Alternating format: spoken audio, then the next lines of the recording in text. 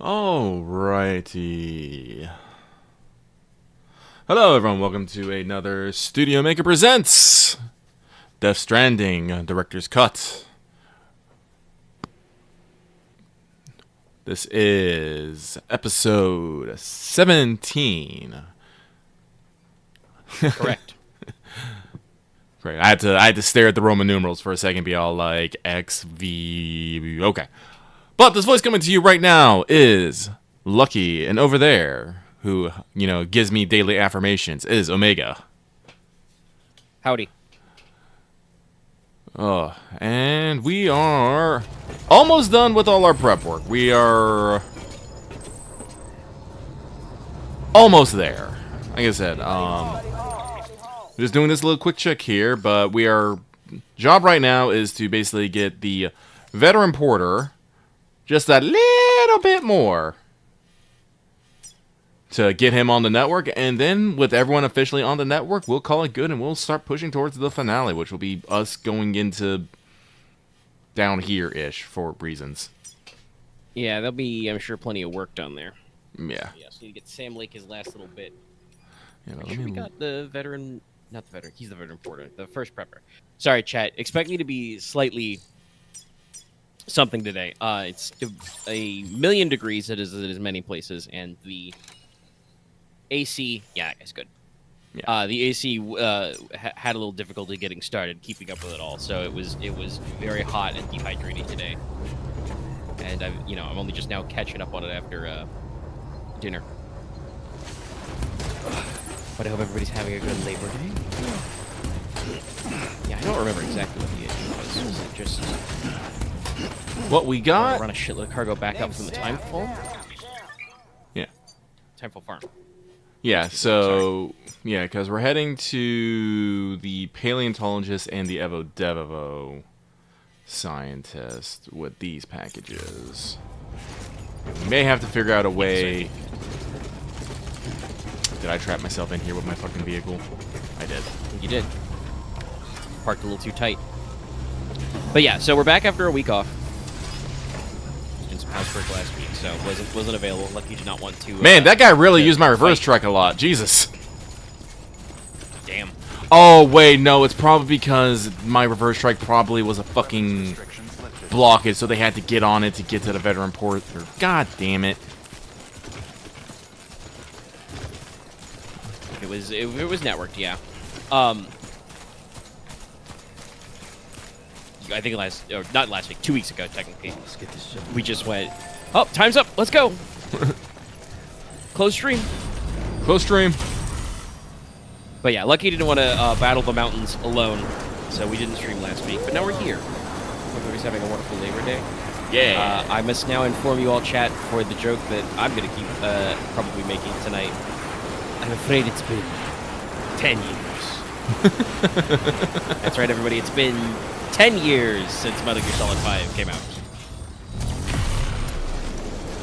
out. Which I didn't really think about too hard, but it does make sense. Also means that very shortly, later this very month, in fact, it will be 10 years since Kojima Productions, Koji-Pro, came about, because Kojima basically instantly formed the company, like, the moment he was done with Metal Gear Solid 5 and all contractual obligations he was he was like, I'm out.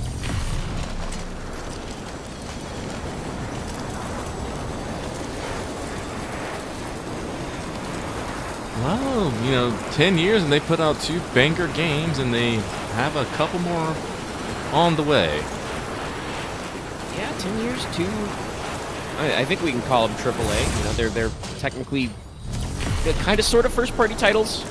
I know there's been some discussion before. I think Kojima bought back like most of the copyright rights, but I do think that like in America, Death Stranding is still listed under Sony's purview. But I don't know how that works out with like the different zones, because as many people know, copyright is not a magical international rule. Still can't trust me. Was that it? Was that our problem again? Was it just fucking Sam Lake needed to send you another email? Probably. Drink your coffee. This is another thing that 2's way better about. But yeah, no, 2 in 10 years, 2 major first-party titles. Got another, title we're working on, and another one in the can in production. Or probably, I think, technically still in pre-production, but you know what I mean, Chad. Yeah, I don't know exactly what they got planned, but it is. It is actually interesting to think about, because Kojima has actually said in a recent interview that he already has an idea for Death Stranding 3. He's just hoping that he's hoping that someone else will make it. I'm all like, no, Kojima, I want you to make it. I'm sorry, man. It's his eternal struggle with not wanting to just be the sequels guy. I mean, I don't know. If the team's big enough, and depending on what they're doing, they are technically we're doing development work on Overdose. Again, we still have no idea what Overdose looks like. It's never reached a phase where it's been showable yet, but they have been working on it all this time while also they developed Death Stranding 2. So I don't know what kind of like parallel processing power they have, but I could see someone else taking the director's seat.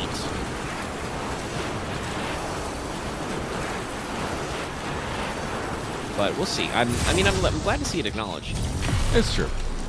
But also, yes, hello chat. Hi. King, I hope you are going to enjoy our lovely Pacific Northwest weather.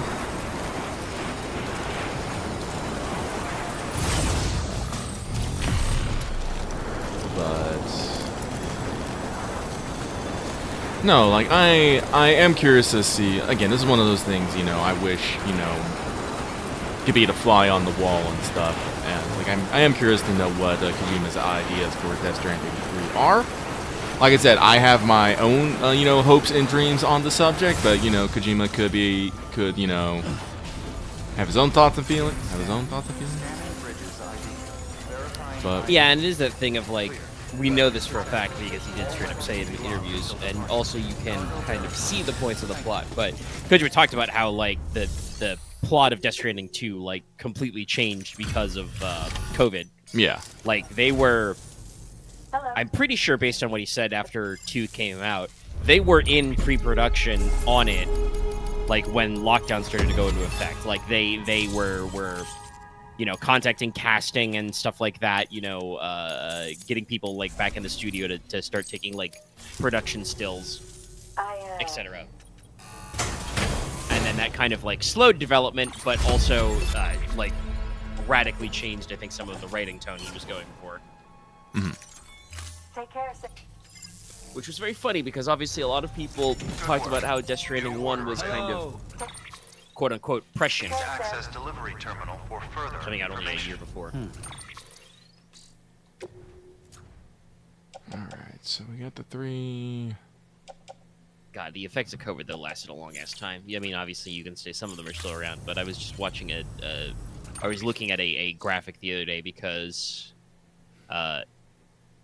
Yu-Gi-Oh! Just had their World Championships. I'm sure we'll talk about that more on Fail Betrayal, assuming that the electrical box is all fixed and everything's plugged back in by the normal start time. I hope so, because I'm pretty sure they can't leave that shit overnight. But, you never know. But there was a big gap because the until I want to say 23, there was a huge gap in Worlds between 2019. They basically missed 3 whole years of Worlds because of COVID.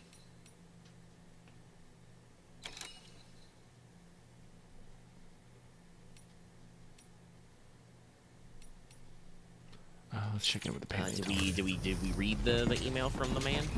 Oh, let's read the email from the man. True. Mail, yes. Still can't trust any of you guys.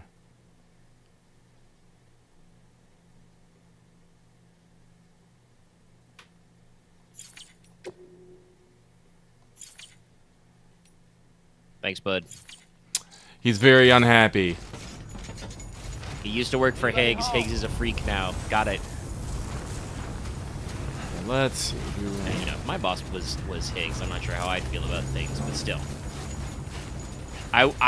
Well, I mean, it's me, so I wouldn't do that anyway. But I wouldn't send some guy like 4 emails about it either.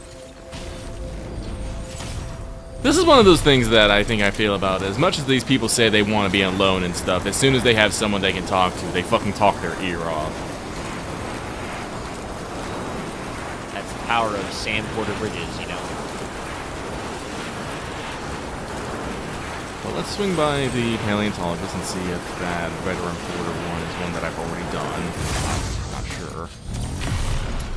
I'm hoping since you read both those emails, or at least you got both those emails, I'm not sure what the triggers were like, that'll hopefully unblock it, because I'm sure that's what the problem was the last time we ran it.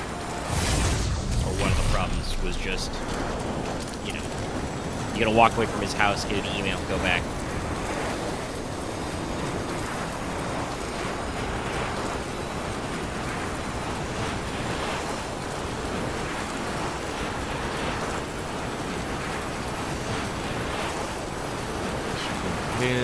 My brain just fired off, you know, the random, like, we love casting spells, but it's we love reading emails. I do not love reading emails. Also true facts, yes. Like, especially when most of my emails nowadays are either promotions for something or me getting you didn't get the fucking job email. So I'm just all like, thanks. Let's see here. Veteran porter. Oh, here it is. Insect-based food stuff. Well, it hasn't been done yet, so we'll do it, and hopefully this will put them on the goddamn network. That weapon is equipped with an advanced targeting mechanism. If you lock on and fire, you'll see exactly what I mean. Cool. Carry on back. Order assigned. Hopefully this will be enough. I hope and I pray. Unlimited package works.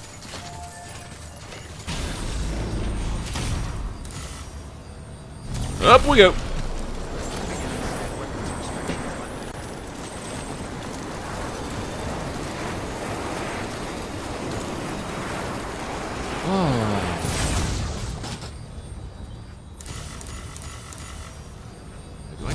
Yeah, no, wait, I do go up there. Sorry, Lucky was trying to remember his own zipline path here. Yeah, something like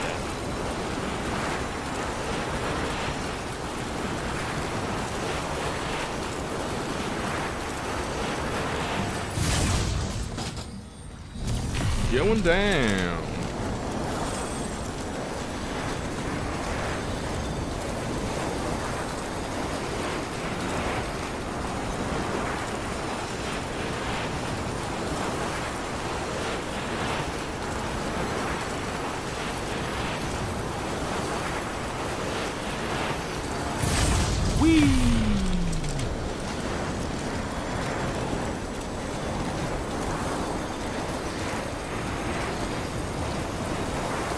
Unfortunately, I don't think Lucky really has anything too interesting to talk about in the meantime, I would say. Haven't really been up to much. If you want me to talk about Abiotic Factory, I guess I could, but because we have been. I'm sure we'll do that sometime, no matter what.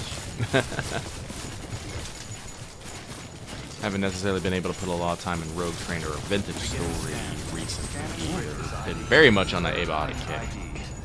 Clear. Weapons detected. All weapons will be locked until departure. Cargo verified. Alright. Take your instinct-based proteins and give me a star.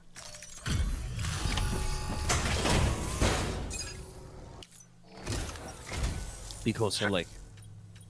Hey, many porters. Wonder if it's all that. You talking shit about my gear?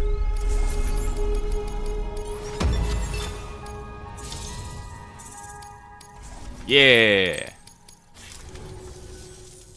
No, suppose that. But not so. We can make it a... Sure.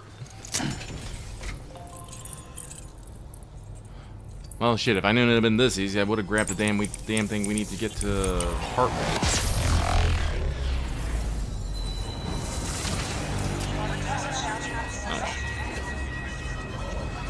It is what it is.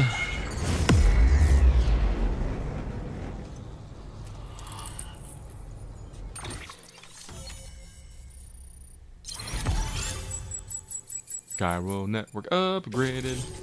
Fabricate. I'm placing my truck. I hope got something. Reckon you'll. Oh, it's the porter badge. Makes sense.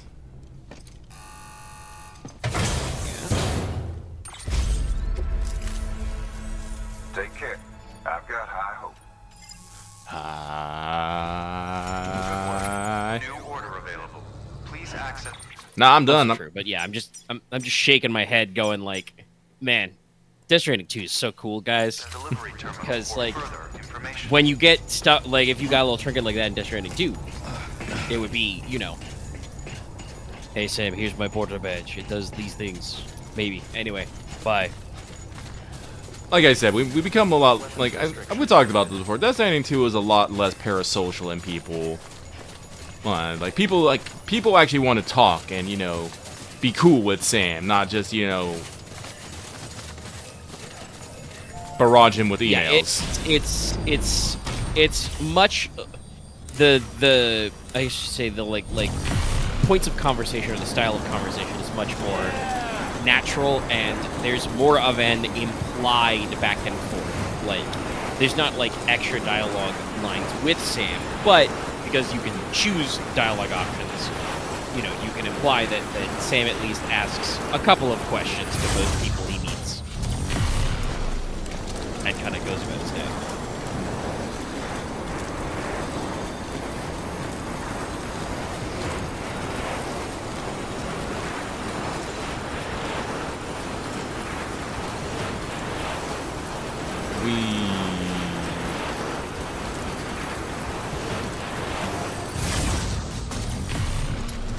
I think I pick up what we need from the page.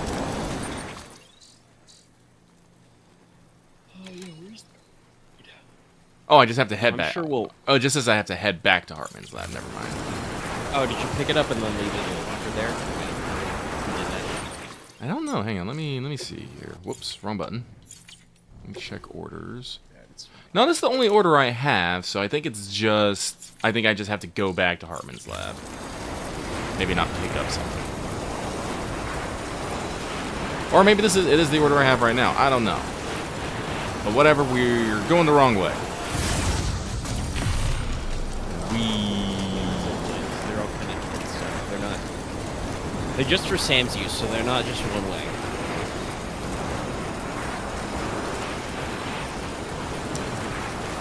Sam Porter bridges with his 1,000-yard stare as he flies along the zip line, just thinking about life. I mean, he's thinking about. He really wishes he had some eye protection right now. I'd be Cruising along at a bajillion miles an hour up these mountains. Nothing covering his face. just Shit's cold, brother. that's what Sam's thinking right now. Man, I'm cold.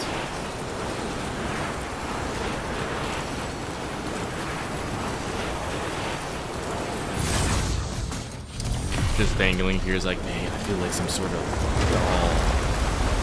doll man. Rocks falls.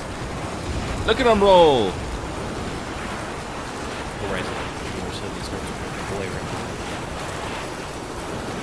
I do like Fright Night. I think it's a good song. It is pretty good, but also there's specifically a fun little music video, which is just like doing the song, but also what if Dalma did the dance? No, it's pretty good. I've seen it. But no, earlier we did mention, you know, I was reminded of this fact that it being nearly 10 years of Koji Pro. Clear. Weapons detected. Kojima and the Koji Pro Twitter have said they do have some plans for the actual anniversary date. What exactly they're doing, we don't know. It might just be like a anniversary merch run or something. It's probably going to be an anniversary merch run, I believe. Well, no matter what, yeah, that's probably true. But it could be other stuff, like, you know, because obviously we don't have a lot of hard and fast details on Overdose. We don't really know anything about Fizzint. If we can get some more details on those games, like with some like actual trailers and dare I hope gameplay. Well, at least on OD. Display. Yeah, I think we're still too early on Fizzant, but you know, at least like some more ideas out there, some pitches and stuff. Cause you know, Cargo address to Porter. I know that Kojima likes to be hands-on with a lot of his trailers and announcements and stuff, and also I know that he's been saying on Twitter anyway, on his social media, that like because he's still doing the press tour for Death Stranding 2, he hasn't technically considered Death Stranding 2's production like Good work. finished. New order available.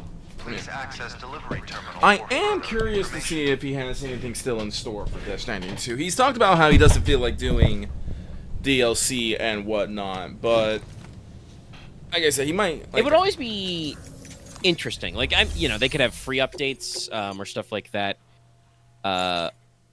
Or they could have DLC. Like that was the thing I was thinking about. Is like I know that Kojima's not really tried that sort of mechanism before, but I would be interested to see what like he would do with the format. it's like Love hey that. Hey there, buddy. Love that one for Sam. Well, especially because you get jump scared the first time you go in here. But Thank you, also, Sam. In reclaiming what is our it? past, we've Just like uncovered a number of vital clues. Don't worry, I just got back. We have time. When you met with I do love Mama, that little you experienced thing a he does strong putting his antigen thing antibody down there. reaction. But correct? There was a beat. I admit that There was, with but something else may have been causing it. the like DLC, my first thought was like, well, if he's not going to do a I've 3, you discovered know, maybe we'll get a large quantities DLC of pack that does chiral some matter stuff. in But you know, Mama saying that as well. Not we could just do the do usual 3. kind that I collects just on wouldn't our want to direct it. skin It's like, or well, on maybe our we just wait for suits. that. It's in all her cells. Cells that are no longer active. The BT you encountered there was special. It was her child, but also her own soul. Somehow, her car and half failed to separate. They must have remained connected through the umbilical cord. So I'm just checking It's the the only clock. We've been explanation. streaming for That's how I 20 didn't minutes, get and of bruised course, when she touched me. Yes. heart rate's already getting weird. And there's more. 10 seconds to cardiac arrest. 5, 4, 3, 2, 1. I modified the log times. Headquarters will have no record of what we say. Look, a message from Deadman. It came with the umbilical cord. Sam, I'm sorry. You deserve to know what you were carrying. But I couldn't risk Die Hardman finding out about the case. So I had no choice but to keep it off the books. You've got to keep this between us. We still don't know if the director can be trusted. The umbilical cord was taken from Bridget Strand. I removed it in secret. The cord wasn't attached to a fetus. It was outside her body. She asked me to take care of it. Said it was the key to unlocking the Death Stranding. But she insisted that I never tell the director. The cord shows no sign of decomposition or necrotization. Almost as if it's frozen in time. I thought Hartman might be able to make sense of it. So I had it hidden with your cargo at Mountain Knot City. Every Deadman's time. Observations were accurate. It's just like Mama's corpse. What do you mean? I mean, they share a very unique property. Yeah, Both contain large amounts of chiralium in their cells. we're getting wacky and wild now. In other words, Shit, I know it's been a President's long cord road, but was if you somehow thought Death Stranding connected was weird, to the you ain't beach. seen nothing yet. and that No, we're about to allowed get it really escape weird. The flow of time. And somehow Death Stranding 2 does weirder I've put things, together the but bones of a theory. at the very least, I think It's patchy, most of the but worth sharing. Nah, actually, no. Fuck it. Yeah, the climax of Death Stranding 2 is still weirder. Life on Earth has been rocked by many extinctions, great and small. There's a fucking dance number in there, including chat. The big five. And if you examine If the you got a Earth's full version of strata, that on the Good OST, God! history, I watch the if you video will, clip sometime. you'll Yeah, find corallian deposits Every time. it's fucking dated. it's fucking timestamp. The people know. What if the manifestation of beaches and other associated phenomena correspond to extinction? Sorry, Chad. I got silent and level tilted my head events? because I'm looking at this picture Hartman is showing me of Yes. geological strata, Our and Death it's Stranding just rocks, man. will just be the latest of many. The records and research you helped us to recover strongly suggest that we are in the middle of the 6th extinction. 6th extinction. Come on. Thank you, Sam Porter Bridges. You know what this is, yes? A frozen mammoth from 10,000 years ago. Correct. And this? The Iceman from 5,300 years ago. Sam Porter Bridges is pretty smart. Bullshit. Humor me. What if the mammoth and the Iceman weren't frozen? You're saying time stopped for them just like it did for Mama? Unfortunately, all these specimens were lost in the Death Stranding, so there's no way to examine the genuine articles. But some fragments of data did survive. With the aid of the chiral network, we may be able to piece together something more concrete using Evo-Devo tech. All right, how's this? A dinosaur from 65.5 million years ago. Umbilical cord, not decomposed. Only mammals have umbilical cords. No, only mammals have umbilical cords used for childbirth. This is Damn, something you got else. us. Call Yeah. it a strand from the other side.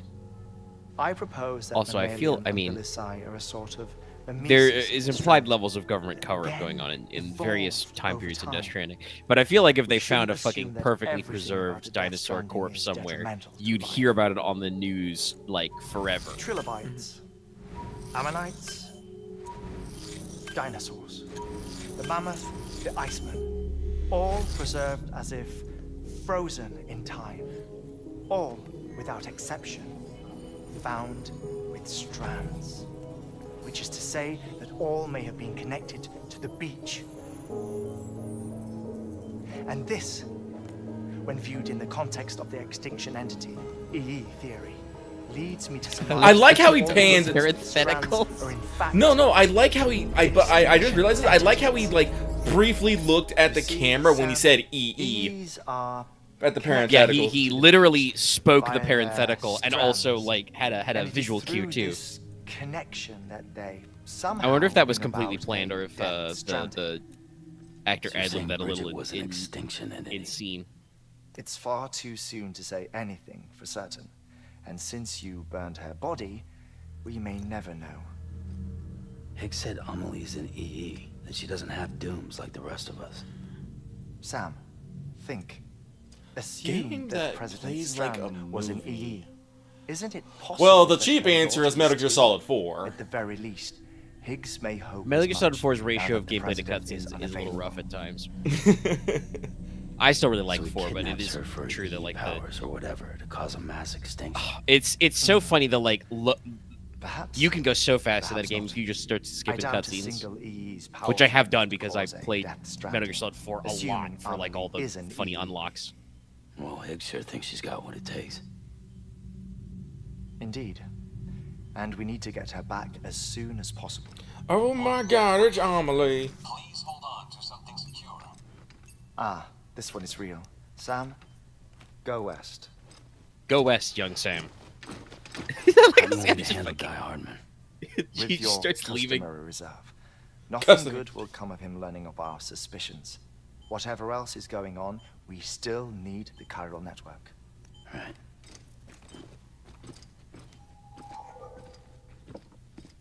God, I know some people are like, oh, Sam,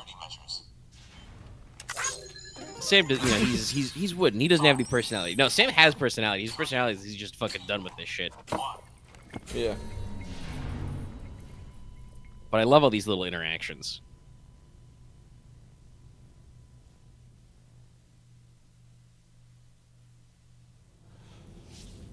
Like, I'm actually trying to think of like movie as games. I think Uncharted 2 is pretty up there. Like, there's a lot of gameplay in the cutscenes, but I do really feel like I'm in the middle of like an Indiana Jones, you know, / Tomb Raider movie. There's like a lot All of the Uncharted's are pretty good at that. But Uncharted 2 is the one that I think really stuck out for me. Yeah, it's true. I would say to try any number of the Uncharted games. They have a pretty good ratio of It's time, Sam. cinematography. When you're ready, proceed to the shore of the tar belt and begin work Like on the there are cargo lots relay. of games I would say that are Once kind of it's like, ready, you know, the use every the frame a Cupid to painting bring it type of online. deal. Like The necessary obviously, and you materials can are prepped make for them you. even more cinematic. Supplies are But limited, stuff's so like Ghost of handle them Tsushima with is care. like You'll be carrying a lot. very too. beautiful in motion. All things considered, this might Yeah, be one I of think your the thing that hardest kind of runs to detracts date. away from it being a movie Hartman knows more about the experience, site than though, I is that do, so it is an open we'll world take it game. from here. It's beautiful, but you can just About time wander for his wake-up around, call anyway. just enjoying the scenery.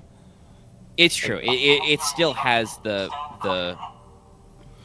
video game quality to it, right? Where, you know, you're just kind of doing your own thing. The scenes are shot and work like a movie, but Oh, also yes. you can just kind of mind your own beeswax. original candidate for the way station we lost. No. It'll definitely be interesting to see also with Ghost of Yote's like extra cinematic modes. Like, because like on the one hand, the like because we deemed it a little too unstable. shampoo ass, you know, lo-fi beats mode is like It's our best that's cool. shot. So let's hope That's it just won't just rise to adding force a it in the stream. Fortunately for us, certain, the foundation we laid down is still intact. type of All you have to like do vibe is to transport the necessary soundtrack as you go materials through to stuff, site which is important. and finish the job. Um, I'm but you know, afraid getting it's the the only way we can camera like expand the closer in network with extra west blood to or rescue going for the Arnold. classic We're black and counting white on look you, will be Sam. interesting to see.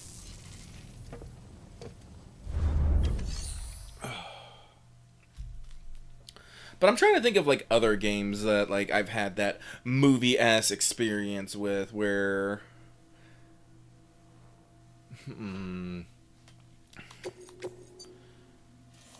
All right, so yeah, we're gonna. Yeah, there are other games with like cinematography, cinema quality cutscenes, but a lot of that, like I'm like thinking like the old school Modern Warfare games. Those had very cinematographic. That's not a word, but go with the chat. Cutscenes. That shit evaporates the moment you get in the actual gameplay, and it's Ramirez, guard the Burger Town. Actually, There's 4 billion Russians out there. Then actually no. I'll say the first Black Ops, Call of Duty Black Ops, the first one was actually pretty fucking good. It had a really good campaign. Like, you know, we That's true, we yeah. make jokes about Masons, what do the numbers mean? But there was a whole fucking, you know, military fucking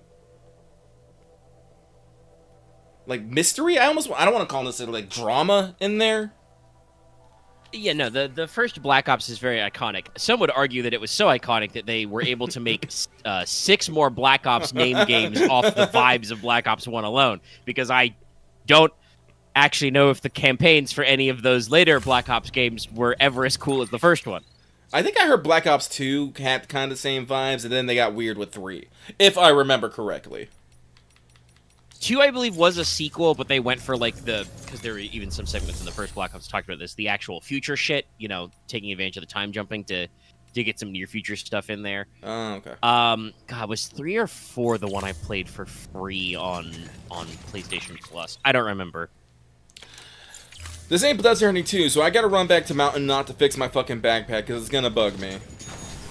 Also, probably Yeah, better you to gotta pick juice up... and Yeah. make sure your gear is in order, because they did say this one is gonna be a little tough. Well, like I said, what I'm probably gonna do is I built my zipline network all the way down to the Evo Devo, so I can probably just skip down here, and I have to basically do all this on foot. I could try to finagle a vehicle over there, but that sounds like a pain in the dick. So I'll sneak through the BT zone, fight the demon camp, and get to there. You know, all in a day's work. But I need to go back to Mountain Knot for the full range of facilities they have there. Punch for luck. But I'm trying to think of like... Actually, I we still haven't played it, I think, on stream. one that might fulfill that is the original Until Dawn. Well, That was actually, kind of like shot with a lot of like actor motion capture, and there is gameplay. Like you do, pick up the controller and move it around, but also a lot of scenes are kind of like framed with like either QTEs or like. well, if that's the case, limited. I don't. If that's the case, then I have to shout out Heavy Rain. I know we talk shit about the guy behind those games. God, what was his name? Fucking David Cage, yeah. David Yeah, Cage. Heavy Rain is also usually recommended in these kinds of vibes. No, but I played Heavy Rain back on the PS3, and it was very much a cinematic experience. Like I said, it was just mostly moving a character, talking to people, and doing QTE. So it had to rely a lot on cinematography, acting, and whatnot. It didn't always land it well. A lot of people make fun of the Jason memes and whatnot, but it had a very good twist for its ending, and like I found it enjoyable. I have not played still like haven't Beyond gotten Two around to, Souls or like Detroit Become Detroit, Human, but I think those games are made in that similar vein, though. Like, I think Detroit has a little bit more interactivity, mostly because I remember there was one moment set to music from Game Grumps about it, where they're like, moving a dumpster to jump over. And, like, they actually talked about it where, like, the game has that weird... Like, clearly David Cage heard some criticism that his games are just, cutscene simulators or whatever. And was like, okay, I'll put some gameplay in this game. And then, it was Danny from Game Grumps was like, yeah, so this game, like, had these moments of, genuinely asking us, like, what are we going to do with, like, this increasing AI and when we can build, human people going on? Or human, like, robots, and what's that's going to be like? And then sometimes you're like, move the dumpster, jump on it. So, like, Cage is a guy who, all by accounts, is not a pleasant guy. that's what I hear. Like, I think whatever game they were supposed to be working on next, which may have been... When they supposed to do a Star Wars game that exploded? Because they put all their budget into a demo reel trailer that wasn't anything yet. It was But, a like, trailer. it was a good-looking trailer, yeah. But it was one of those, classic, like, hype trailers. But, yeah, he certainly has the kind of, like, artistic sense of a director, but also I think there's always that thing with, like, not quite landing it. Because I think in some cases you have to adjust a little bit of your what you're working on to, occasionally fit your practical concerns. And I don't know if Cage is the kind of guy who it just is like, yes, we should fix things and be like, I should do what I want to do. But yeah, Until Dawn's very cinematic. And I do believe there are other like narrative focused games out there, but I cannot think of them off the top of my head. People's Like- opinions of the Dark Pictures anthology by the same guys who did Until Dawn is like very mixed. For what I've seen, some of the stories in there are like very hit or miss, but a lot of them are in that format where you get kind of the like old school survival horror walk around stuff. Mm-hmm. With QTEs and like dialogue choices, but also spooky. But it's all shot with like actors doing performance capture and stuff. So I actually saw I like really quick Googled it to get some ideas. I saw somebody recommend the Plague Tale games, and I'm kind of like a little bit, but also like most movies don't involve rat nommies. No, like I could kind of like, especially Plague Tales 1. I would say Plague Tale 2 got a little bit more open worldy and a little bit more combat heavy, but Plague Tales 1 I do think actually is a very good, this game is more of a movie than a game. Like the storytelling It was very A to B narrative, not in a Yeah. bad way, but it was like very, very direct to the point. Okay, we're doing this now, we're doing this now, we're doing this now. had a lot of focus on not necessarily the world, but the characters, which I think was good. Like you were just like they basically just say like at the beginning, you're basically in France during the 100-Year War. That's it. Just go. Everything else is about Figure it out. Everything else is about... I can't remember her name all of a sudden.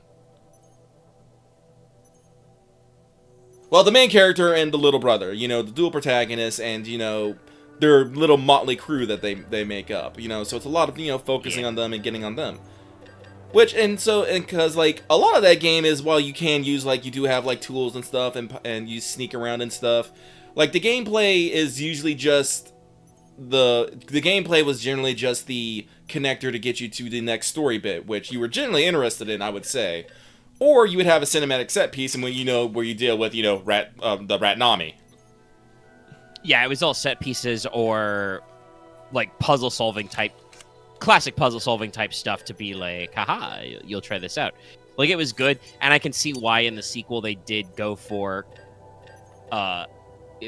getting a little more actionized and gamey, because it's the kind of thing where, like, you play the first game and you're like, that was pretty good. I'd like to see, you know, this dev team cook a little bit more, as we say these days. No, they are coming out with okay. their third game, which, you know, is set in the same universe. I think it actually has to do with the story of the character that they learned about in 2, and her whole deal, and what happened to her, which could be interesting. But carry on back there. Oh. Sorry, I'm grabbing a gun, and then I'm grabbing a second gun. Now we some guys. Because we're going to have to deal with some guys.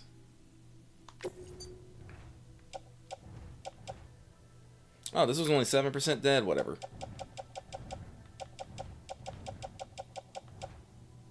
Wait, where'd the other boots go? I know Where did his boots Oh, they're on the go? ground. Power gloves, okay. Do Skelly, that's okay. That's fine. Plenty of crystals. Let's replace the blood bag.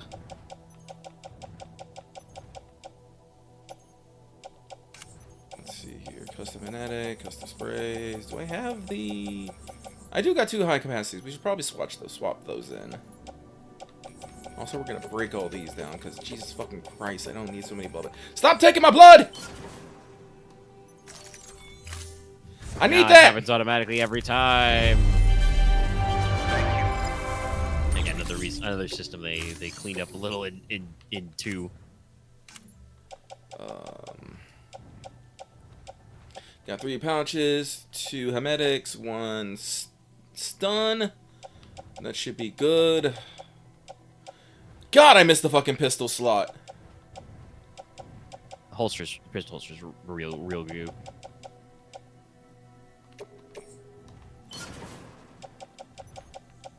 The fact that you can just make high capacity ones too is so nice. Like, again, I want to see how they iterate on 3. The jump from 1 to 2 is so good, and I'm just all like, oh God, Kojima, don't say that you won't make it, please, man. You got another 10 years in you.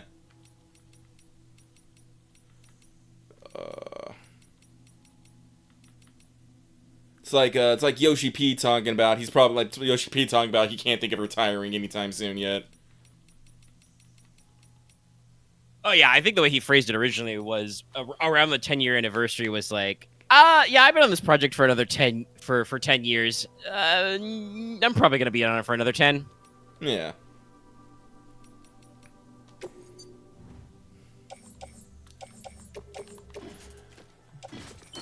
Okay. So I think we're good. Yeah, two guns should be enough to deal with them. I have the armor plates. I have the thermal things to deal with the cold. Stun bomb, grenades, all my blood stop is tacked out. Everything is in max capability, and I will not have a fuck ton of cargo, so I should be able to stealth. Not to mention that I have to do things.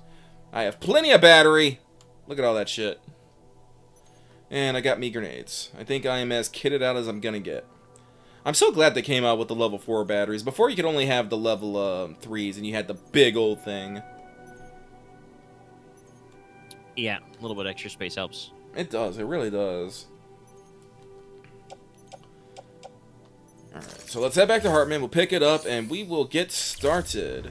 Thank you for your Now, I've always been a fan of, you know, character-based and, you know, cinematic games. It's like one of the reasons why like Uncharted 2 is like still one of like my favorite games of all time. Because while Uncharted 1 was very much a cinematic experience in its own time, like I said, Naughty. Great. Actually, I don't know if Last of Us is.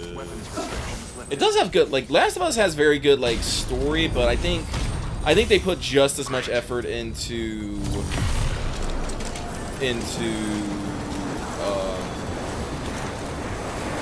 the mechanics and the gameplay as they did the cinematics. Uncharted, like, while Uncharted is very fun, it is very much a very basic third-person shooter. Like, while you do have cover mechanics and, like, grenades and stuff, it doesn't get much more complex than that. Like, when and I think it's what you're saying, like, talking about, like, you know, 1 versus 2, right? Yeah. Uncharted 1 is good, but it's still their first crack at making that type of game, you know? Yeah, so, like, an Uncharted 3, like, Uncharted, like, 2 and 3, I think, is where they really hit it. Uncharted 4, while very good, very strong thing, again, it does the thing where it goes into open world, and, like, forgive me, once I think you go open world, you take away a little bit of that cinematic movie feeling, because you can just kind of fuck around. You don't have to fuck around, but the fuck around potential is always there. Generally... Yeah, I would say that generally, yes, open worlding is not cinematic. That's more what the kids would call immersive. You get to feel more like Nathan Drake because you can get in a boat or a Jeep and drive around and explore stuff and find weird shit that's technically, narrative-wise, completely pointless. Like, there's collectibles and shit to do in Uncharted 4 in the open world segments that have no purpose in the narrative. They're just there because of video game stuff. And that's also really cool, but it is different from a cinematic experience. Yeah, like, this is what I'm thinking about, like, Last of Us. Last of Us, well, like I said, again, Naughty Dog, like I said, this is when, like, you know... Actually, I think it was, like, post-Last of Us when Neil Druckmann started getting weird about his fucking video games. But The Last of Us is a very good game, but I think they focused just as much on the gameplay mechanical focus as they did the narrative and cinematic focus. Like, in that game, sneaking is much more important. You have melee takedowns, you have, like, all these little things, you have crafting and upgrades, you know, a lot of, like, little mechanical things, which are fun and enjoyable, and I still think Last of Us remastered, whatever fucking version right now, is still a good game. It is a good game. I'll even say it's a great game. But it does not necessarily have, like, the cinematic movie features that, like, Uncharted 2 and 3 had. If anything, the fact that they chose to, unlike Uncharted, which they unsuccessfully adapted into a movie, doesn't help that Tom Holland's very funny, but he's not Nathan Drake. Nice try, won't fly. But when they went for adapting Last of Us, they went for a prestige HBO television show. Yeah. No, I haven't, like... and that's much more the feel. Unfortunately, I haven't played Last of Us 2. Like I said, there was just too much drama around it. It just kind of killed the interest in it, And then again, after Last of Us, Neil Druckmann got weird. He really got weird. I don't know why. I mean, that's what I want to say. I was going to say it earlier. I think Druckmann got weird because he got blowback about Last of Us 2, which is funny because, by all accounts, Last of Us 2 is a super successful video game. That's why I understand. It's still reviewed and sold well, but there were parts of it that people were not as keen on. And I think he's still upset about that. He's upset that it's not, unlike Last of Us Part 1, which I think was pretty universally beloved. I forgot to I think that, going back. You said we wouldn't have much to talk about. Now we're talking too much about Naughty Dog to remember our packages.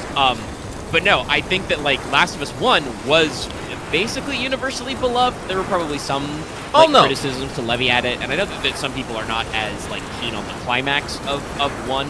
Oh, yeah, but, no. Like, 2 was much more vocally split, and I think that, like, that's where Druckmann's at, where he's like, oh my god, the people didn't universally love my baby, Last of Us Part 2.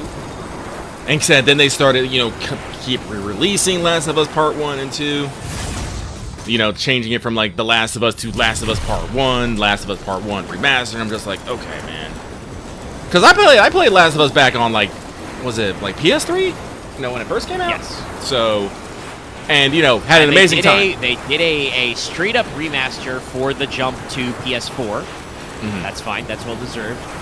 The calling it Last of Us Part 1. I not all of that may have been Naughty Dog's idea. I don't know. I could certainly see, though the way it is, Druckmann kind of engineering that, of like, that could have been a branding idea because that was when Sony decided, like, yes, making more money off multiple platforms is better. We cannot simply force people to buy PS5 because the economy is cooked. So what do? We'll release on Steam, I guess. We'll put it on PC. So like, Part 1 matching the branding of Part 2, which got released like on PC, I want to say a year ago, is fine. It's one of those weird things where like I feel like Naughty Dog or Sony thought that like PlayStation gamers would get mad if they didn't get a shiny separate PS5 level release of Last of Us #1. And like generally I think the audience was like, nah man, we were cool, we were good. The PS5's back compatible, guys. It's true. But on the off subject of Last of Us Part 2, like I said, I haven't played it. I've heard things. The drama kind of killed it for me. I do not think it is as bad. Like, generally, this is Lucky's opinion on a lot of things. I do not think it is as bad as people hope. I think that for intensive purposes, I think that The Last of Us Part 2 is what we would consider Oscar bait. Yeah, I think that's my assessment. Like, I don't think I will ever play it because I think that the writers, the developers of the game, are trying very specifically to create. Well, the rude way I put it is they're trying to harm you emotionally specifically, but not like because they have a story to tell, but because they think that's more dramatic. And I'm like, I don't fuck with that. There's been some like micro controversies about people calling out like Gen Z and Alpha and whatever about like, oh, this game made me feel bad, so it's bad. And like, yeah, that is a little like emotionally immature. Like, you can experience things in fiction that do not feel great but are still like worth experiencing. But I think there's a difference between that and what the wrestling fans out there call cheap heat, which I feel like parts of Last of Us Part 2 are doing. I think some parts of that, at least from an outsider's perspective, feel like cheap heat. Like, they're taking advantage of the fact that people got really emotionally invested and really liked Last of Us Part 1, characters in the setting in Last of Us Part 1, because then they can go, haha, you like this thing? You're emotionally invested in this thing? We made you spend 80 hours with this thing? Fuck you, it's gone. Cry. And I'm like, I paid you money. I would be paying you money for you to do that to me. I don't want to do that. No, so I believe that Last of Us 2 is probably a pretty good game. I don't know if I'll say it's a great game, but I will believe that is a good game, defaultly. I will play parts of the game are pretty good. Yeah. But, like, story-wise, I have, like, no idea. Like, I know some of the plot beats. I also believe that's, I also personally believe, because Lucky does not have a lot of faith in the gamer voice, I'm gonna call it, of how people, express their opinions online. I do remember this. There was a lot of controversy at The Last of Us Part 2 because they had pre-alpha footage leaked that spoiled a lot of things, and everyone basically dogpiled on the narrative decision at that point. So I think there was actually a rolling ball of negativity on that game that just snowballed a little bit out of the game's control. I think a lot of people went into the game with certain negative expectations and just doubled down on them. Because guess what? Yeah, doubling down is tried and true tactic of the internet. But yeah, I think that's the worst thing that a cheap heat twist is. If you know the cheap heat twist is coming because you read a pre-alpha leak, and you're just like, all right, there's no way they're gonna do it to me, and then they do it, and you're like, son of a bitch. No, I was warned about this, and I still don't like it. No, it's also like one of those things about, like, I've seen this with a couple games, and it infuriates me to like no end. When people go into a game with already negative expectations, not actually having played the game, but they let said expectations color their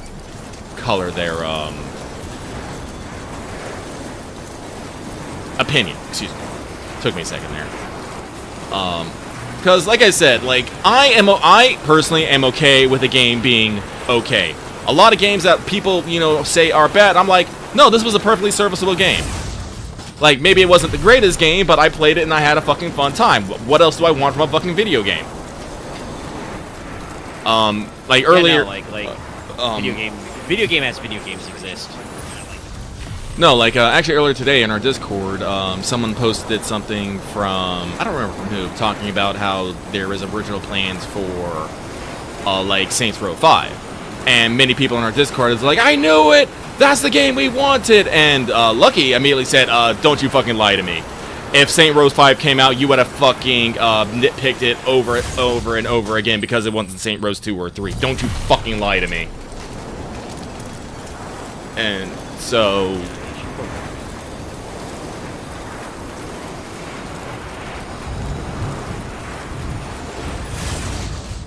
Yeah, no, like, again, like I said, Oscar bait movies are not, you know, bad movies, but you watch them and you're like, yeah, no, this was intentionally made of, you know, trying to get some, like, trying to force an emotional reaction out of me.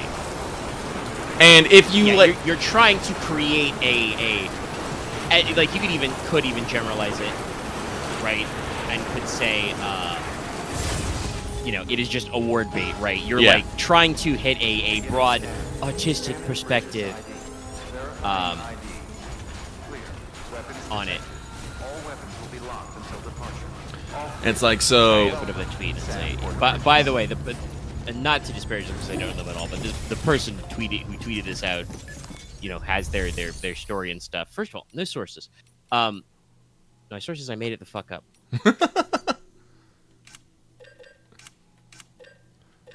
Floating carrier. We're gonna need this bitch. I forgot I'm gonna have like 800 fucking larges. Oh, I could carry it on my back. Well, I'm not gonna do that. Could have grabbed it from earlier. Fun fact, I don't remember what this guy said to get it there because I'm pretty liberal with my block button, but I've got this guy blocked on Twitter. Don't know. I won't undo my past opinion, but I don't recall why. But there was definitely something somebody said where I was just like, get this blue check out of here. Spec Ops Online is actually a fucking good game, though. Like, I don't know if I'll call... Spec Ops is very well made. Yeah. Like, it does... that one's very much, you know, the fucking horrors of war and the fucking... I also... the unfortunate fact is, I think a decent number of game designers saw Spec Ops Online. I don't necessarily played Spec Ops Online. But they saw it or heard about it and are like, oh shit, I want to do that too. And it's like, no. You can't... It's like certain forms of movie twists or book twists. You can only do Spec Ops The Line, like, the one time, and then it's happened. You have to, like, wait for generational memory to pass, which admittedly with video games might be pretty fast. I don't know. But you gotta wait for the institutional memory to pass before you try and set that shit up again. Because, like, it is a very specific vibe. Oh, yes, there's something right here. Let's take a dip.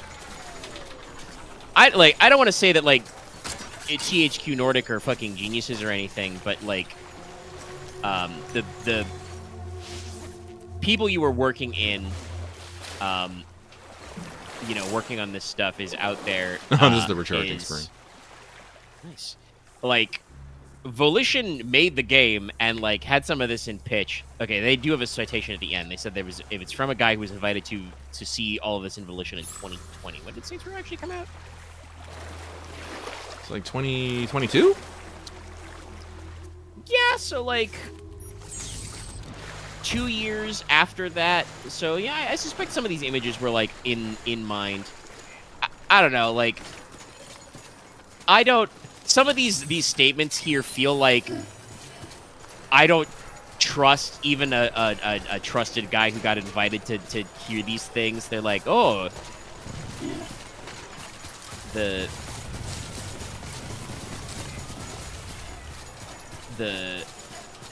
we like whatchamacallit, you know, there were restrictions on what, you know, what swears the characters can use. I'm like, that doesn't sound correct. You're phrasing that in a very loaded way. Well, I'm pretty sure there were some swears that they couldn't say because You can't Yeah, say 'cause certain they- words on the internet without people getting what's the word I want to say? Unreasonably mad. Like, I'm not even talking about, like, racial slurs. I'm just talking about some general, like, just some general swears. Well, the American media complex has a very particular relationship with the C word. Yes, that's very odd, as opposed to the British English side. But no, I think there's also just I'm pretty sure some hard R's got thrown around in earlier Saints Row games that I think we have kind of agreed as a culture is like, no, that one, that doesn't feel right anymore. I think some people are very intense about it. Yeah, no, like, listen. Calling someone the hard R can have the exact same impact as calling someone a big, fat, stupid head. Like, I know some people will disagree with me on that, but at the end of the days, it is not necessarily the words that, it is not necessarily what is said, it is the intent behind them that hurts more. So, this is why I have always had a weird,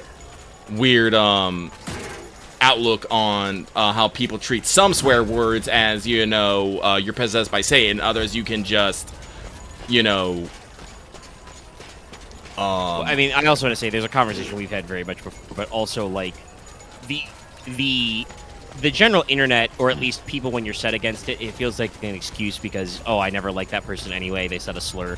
Like, I'm of the opinion that like, some people may not agree with me on this, but I'm of the opinion that, like, shit you say when you're, like, 15 or 16, that doesn't fucking count.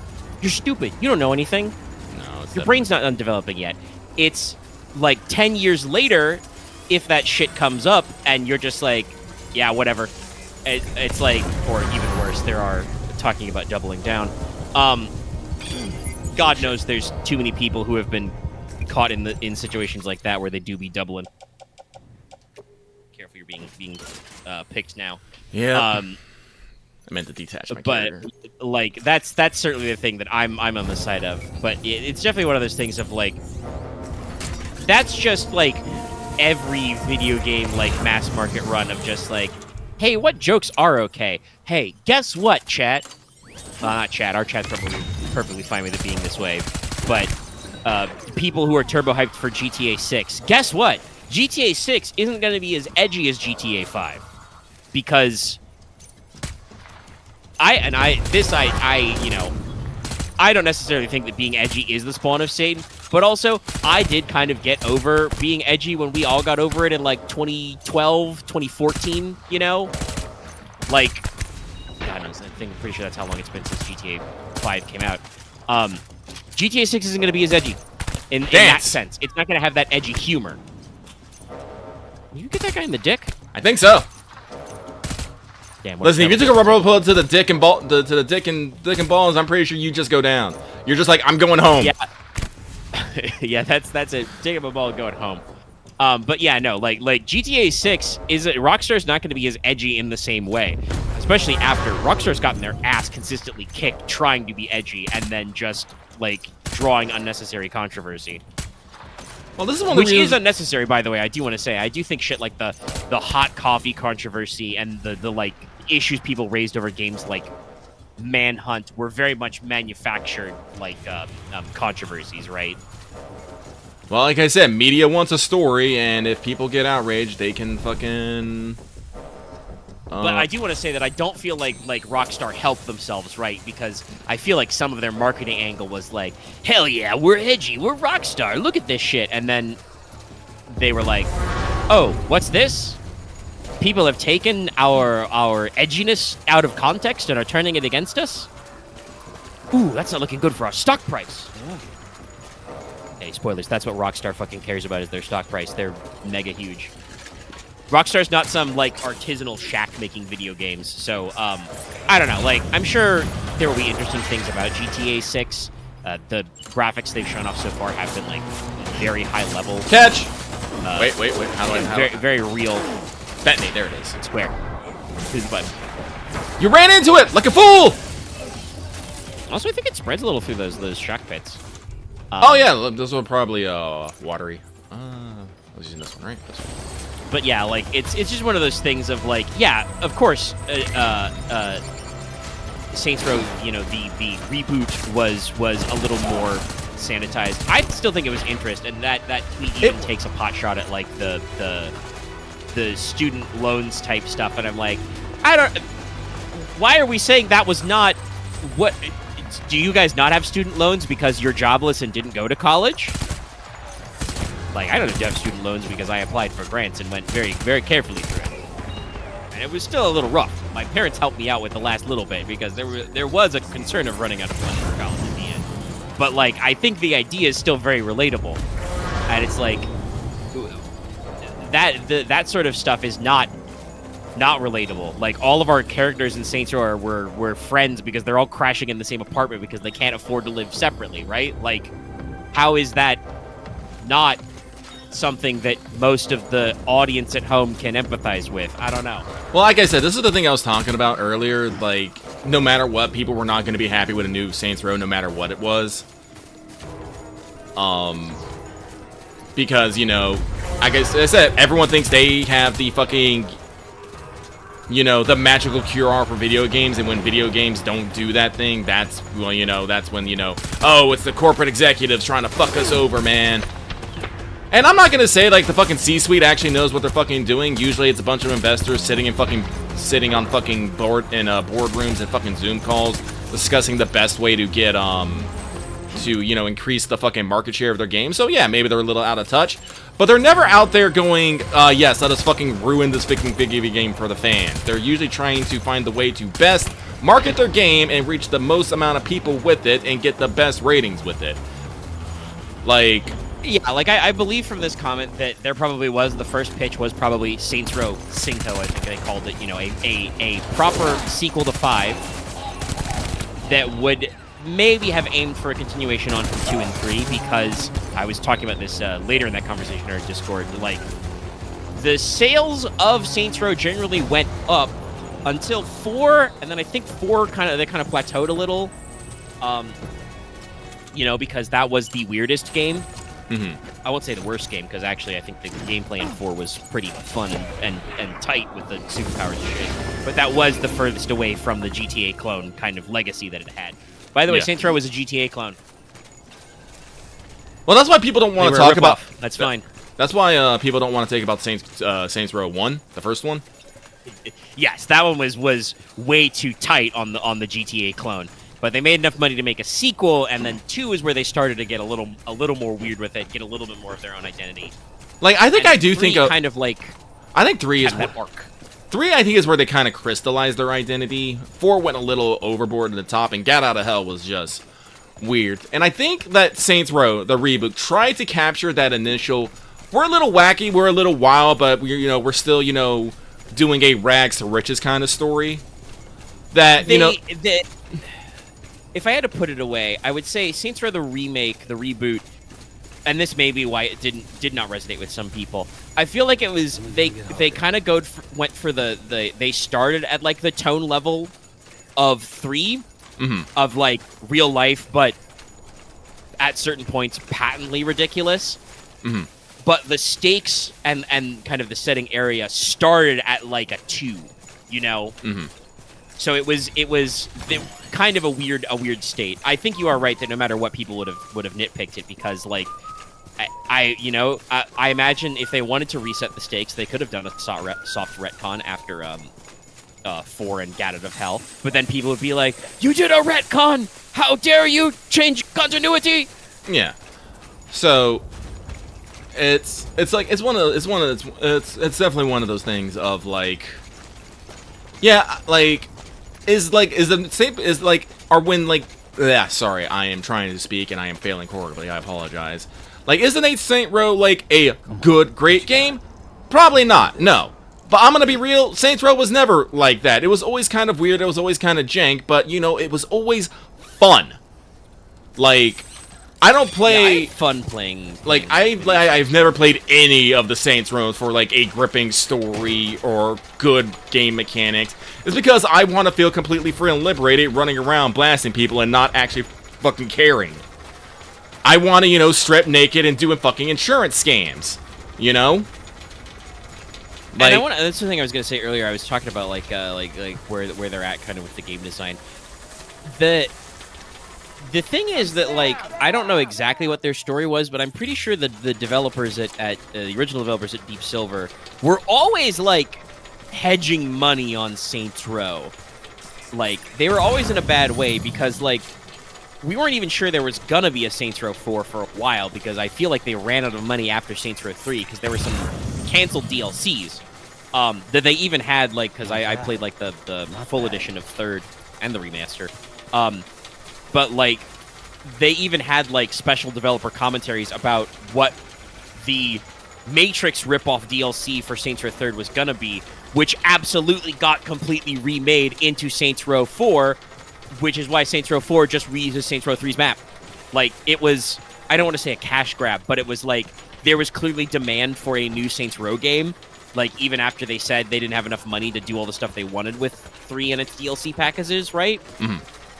So they cut corners. They did video game things to kind of slim down. There we go. And even, you know, reuse kind of the superpower stuff. You could experiment with some of that DLC stuff going on. And it's like, they were always kind of like, you know, on the verge of busting out, basically, like going bust, I should say, in blackjack terms. So, like, I feel like THQ Nordic was probably making a safe choice of being like, let's not do a numbered sequel, guys. Like, people weren't as hot on, like, 4 and Gat Out of Hell. Like let's actually try and build some distance. Can we like evoke the feel of Saints Row without necessarily requiring, like, direct continuity? And I'm sure that Volition and Deep Silver and stuff had their back and forth views on it. I also think that the game was rushed to make deadlines. Unfortunately, that is when it launched. That is unfortunately probably the C-suite putting pressure on the devs. Yeah, they wanted it out to make deadlines and release dates that were planned, and it was like, no, I think it. Oh, what was the? They had some, like, day one hot fixes, but I think they didn't get their big patch that was, like, supposed to smooth over most bugs until, like, a month later. Mm-hmm. The classic of, like, it probably needed at least a month more in the oven, but game studios don't like to do delays like that. It has a number of problems with the supply chain, but also the internet laughs at you. I've talked about this before, and I think there were a couple of other reasons why 2077 Cyberpunk, like, came out when it came out. But I do think one of those factors was the fact that every single time they announced a delay to this project with their yellow text, everybody pointed, they did the cat point and laugh meme and went like, this game's never coming out, vaporware. And it's like, guys, you're not encouraging them to actually take their time and to release the game. Well, this is one of those you things laugh at them every time they say it's delayed. This is one of those things that I always find really weird about consumers is they have, like, generally no problem, you know, taking pot shots at the things that they want for no other reasons that they can take pot shots. I'm just like, don't you want this thing to be nice and good and stuff? And so, like, being negative about it doesn't help anyone. It doesn't help you. It doesn't help the game.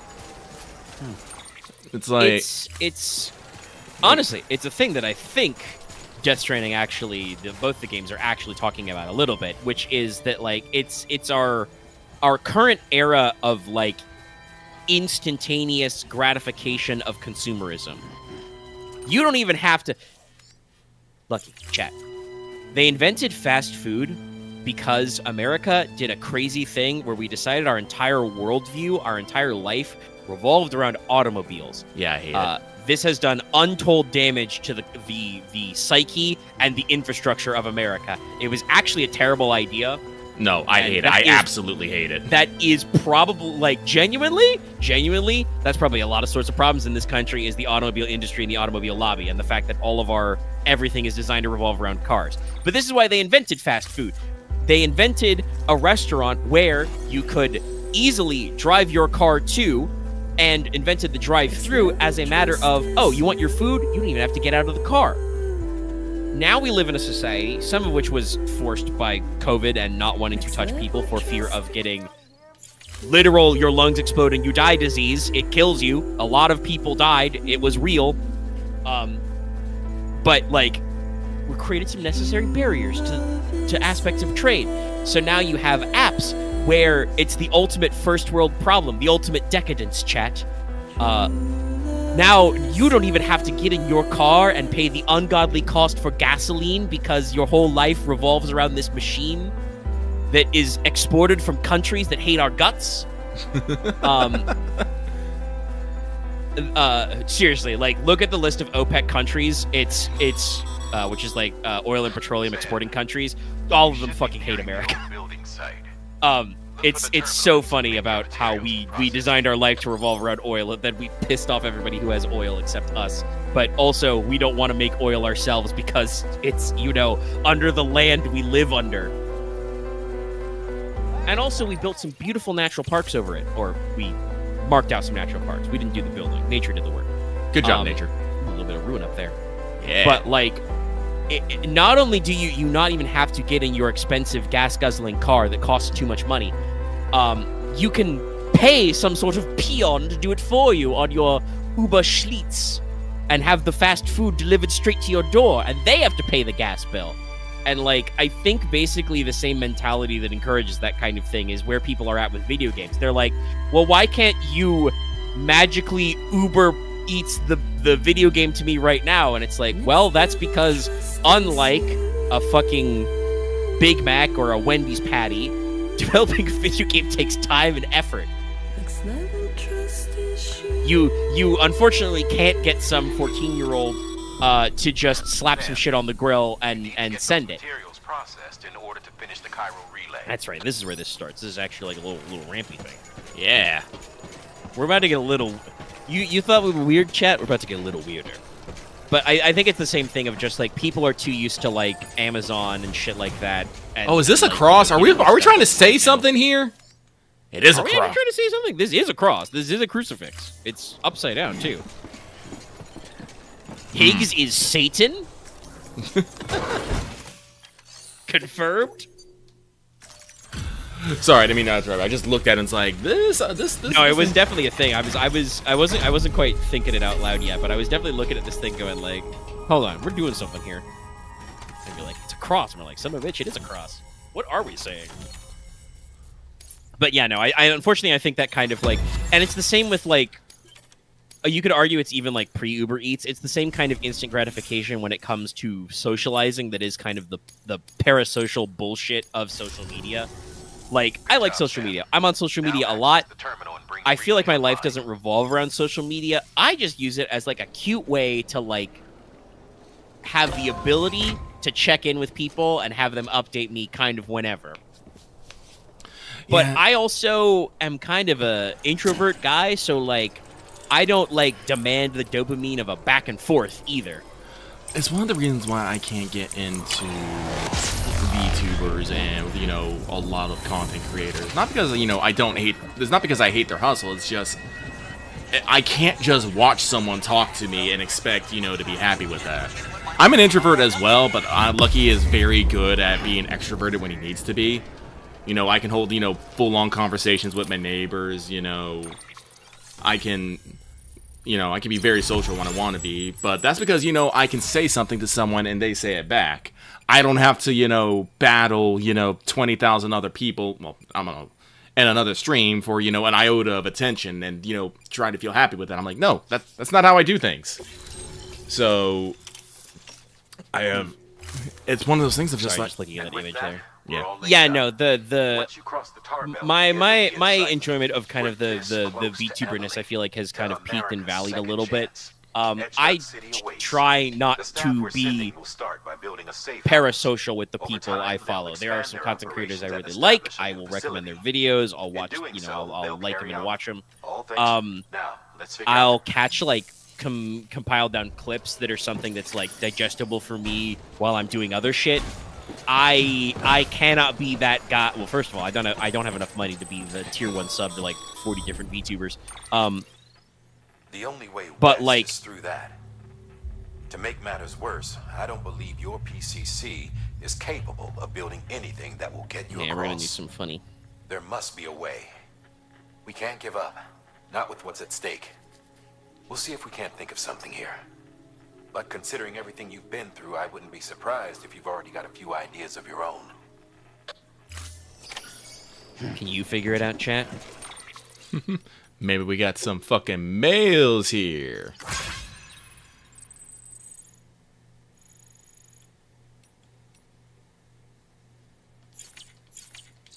Yeah, some interesting ideas. But yeah, like, I could not find myself, and this is why I don't watch like a lot of content on like Twitch. I could not find myself like literally locking in watching somebody stream for like 4 or 5 hours a day all day.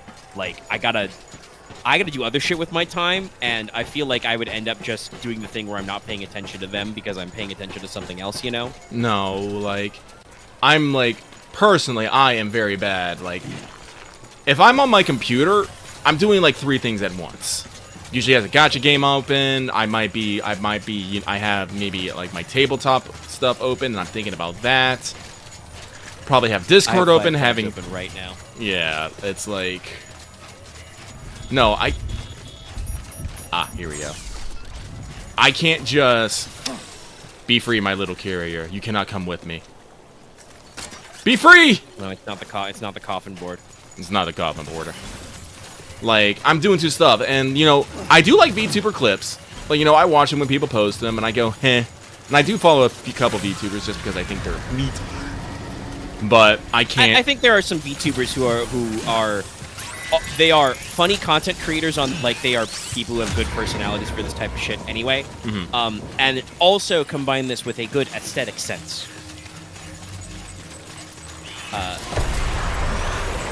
Two for one. Probably so dense for a reason. Oh, no, it's definitely for a reason. Yeah, we're really trying hard to make this work. All right, grab me, guys. Chat. Haven't figured it out yet. Take me. We got places to go. Like, there are, like, obviously, I'd be super interested in, like, you know, collab opportunities or anything, but otherwise in general. Hey, by the way, chat, thanks for spending your time with us. I'm sure you're multitasking. Jesus. Whale! I forgot we're on so many Ketos class. Well, like I said, the point is not to do combat here. It's true. It's true. We're cheesing the system a little right now, chat. But yeah, no. It definitely, like, there's certainly those moments of like, oops, a little rough on the timing. Like, you know, I can hold the conversation about things I know about or feel like talking about, but also occasionally the social anxiety will grab me and kick my ass. But yeah, like, I can't be dialed into somebody doing something in their hustle, like again, and there are people who, you know, stream, I would have ever thought of that. Well done, Sam. you know, a bunch of different hours of the day, and it's like, it's neat, but also I don't want to, like, make my whole thing about it, you know? Like, I feel like I got back into YouTube last year, around this time, I think, which, you know, it was a little earlier, because I think it was when Hololive did their latest generation in English. But, like, that was kind of like, oh, they got some new guys. Hololive obviously has a very particular way they handle it, you know? They extensively handpick the talents. They kind of come up with a creative vision and usually have some kind of, like, unified stuff when it comes to, like, what the group dynamics are supposed to be. But, like, you know, it turns into clips, and it turns into something you can watch, and then I kind of, like, caught some other stuff. And then, obviously, throughout the early part of this year, there have been some controversies in the realm of VTubery, because, guess what? VTubing is just, it's just YouTube, and it's just Twitch drama, but, you know, with cute anime women. Alright, that was rude. What are you doing, man? Look at him, he's mocking me. He's like, hee hee hee hee. Let me out! Let me out! I can't get up! It's ruined because you're buried under like 40 feet of tar. Jesus. Also, fucking a giant whale wanted a belly rub there. That was yeah, a little rough. I'm a little surprised you didn't have an insta-kill effect there, but I guess the point of this is not to kill you, it's to fuck with you across the building.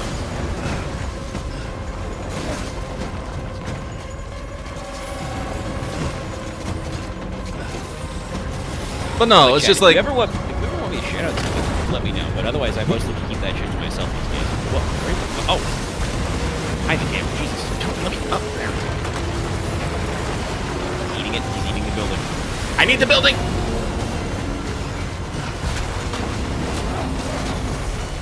Will you guys stop playing with your food? Oh, that big red mark over there. Probably. What's the beat? Like I said, the mantling's not the best in this game. Definitely, it's a little bit better in Death Stranding 2. A little bit. They tuned some of those animations and stuff. Yeah. I assume you got the Ultramarine on right now. Oh, I do.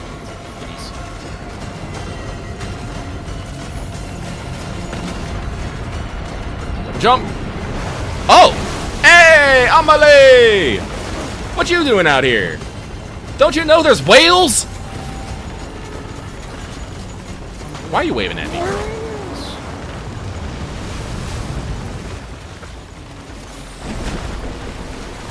Oh, I'm going down. A little deep. But no, it's just like people.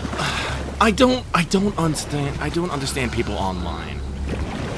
Like I said, I grew up, like, my childhood was mostly in the 90s. You know, that's like when the internet was, you know, starting to become.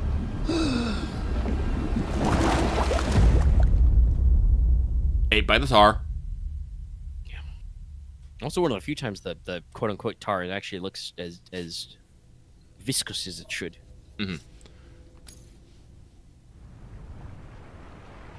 Beach time! But, so, you know, I spent a lot of my childhood, you know, being, you know, a 90s kid, you know, running around outside, fucking discovering the joy that is video games, you know, meeting random kids and being all like, kid, let's hang out!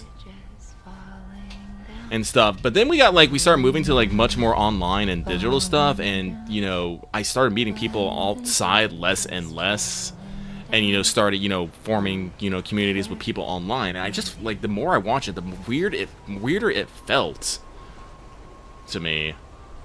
And I think, you know, being born in that time that I was, I have a bit of a different mindset when it comes to like online communities and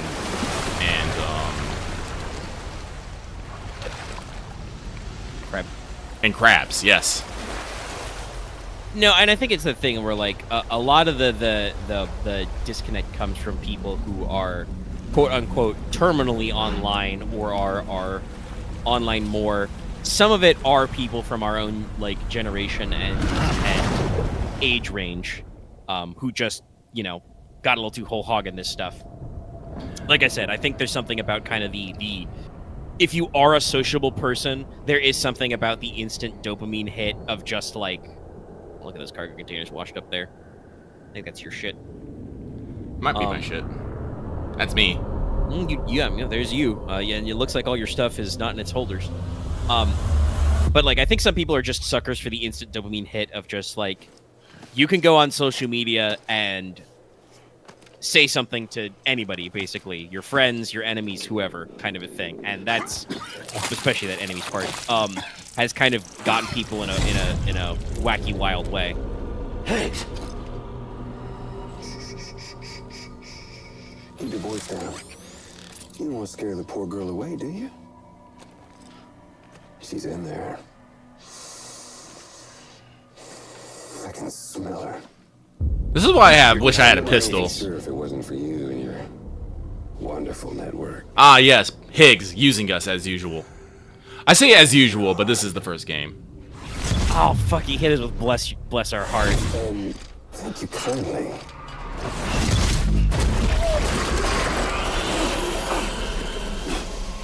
Oh, Sam Bridges. Careful. Contents are fragile. Like the world. I don't know about that one, Chief. Sam's been through a lot of shit. No exception. God, I forgot about that. You're such a freak, Higgs.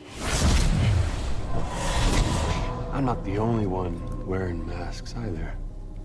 There's your boss man. And that woman. And, oh, let's not forget little you.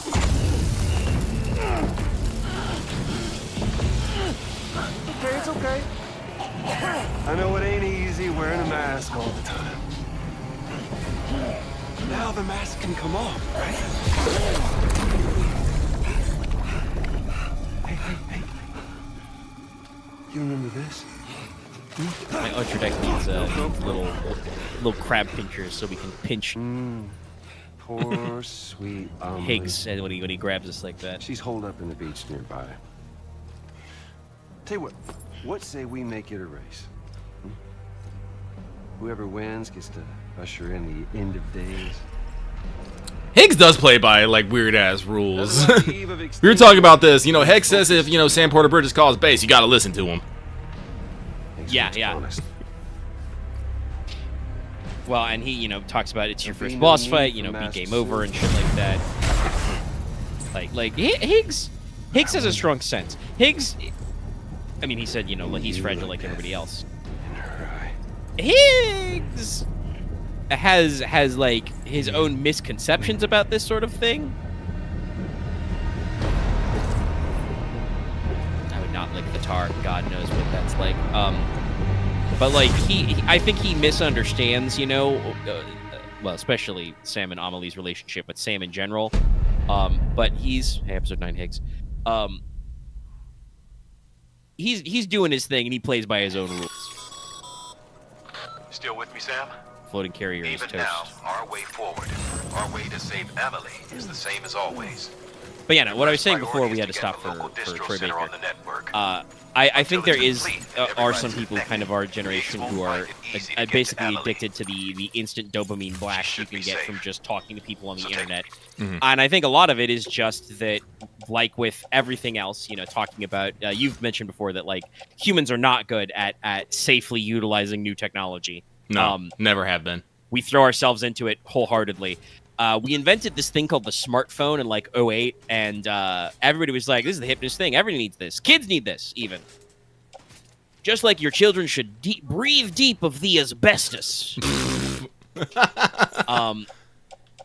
And make sure they eat lead paint chips.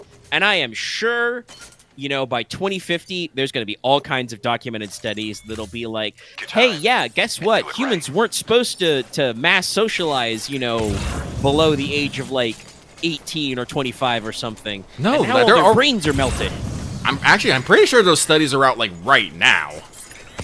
I do actually believe that is technically true. Yes, there are some studies about that. Like in general, overexposure to social media is not good for anybody. I don't even know if it has anything to do with your neuroplasticity and brain development. Oh no! It's because well, like I said, I've talked about this before. What separates humans from other animals is basically our pattern recognition abilities and whatnot.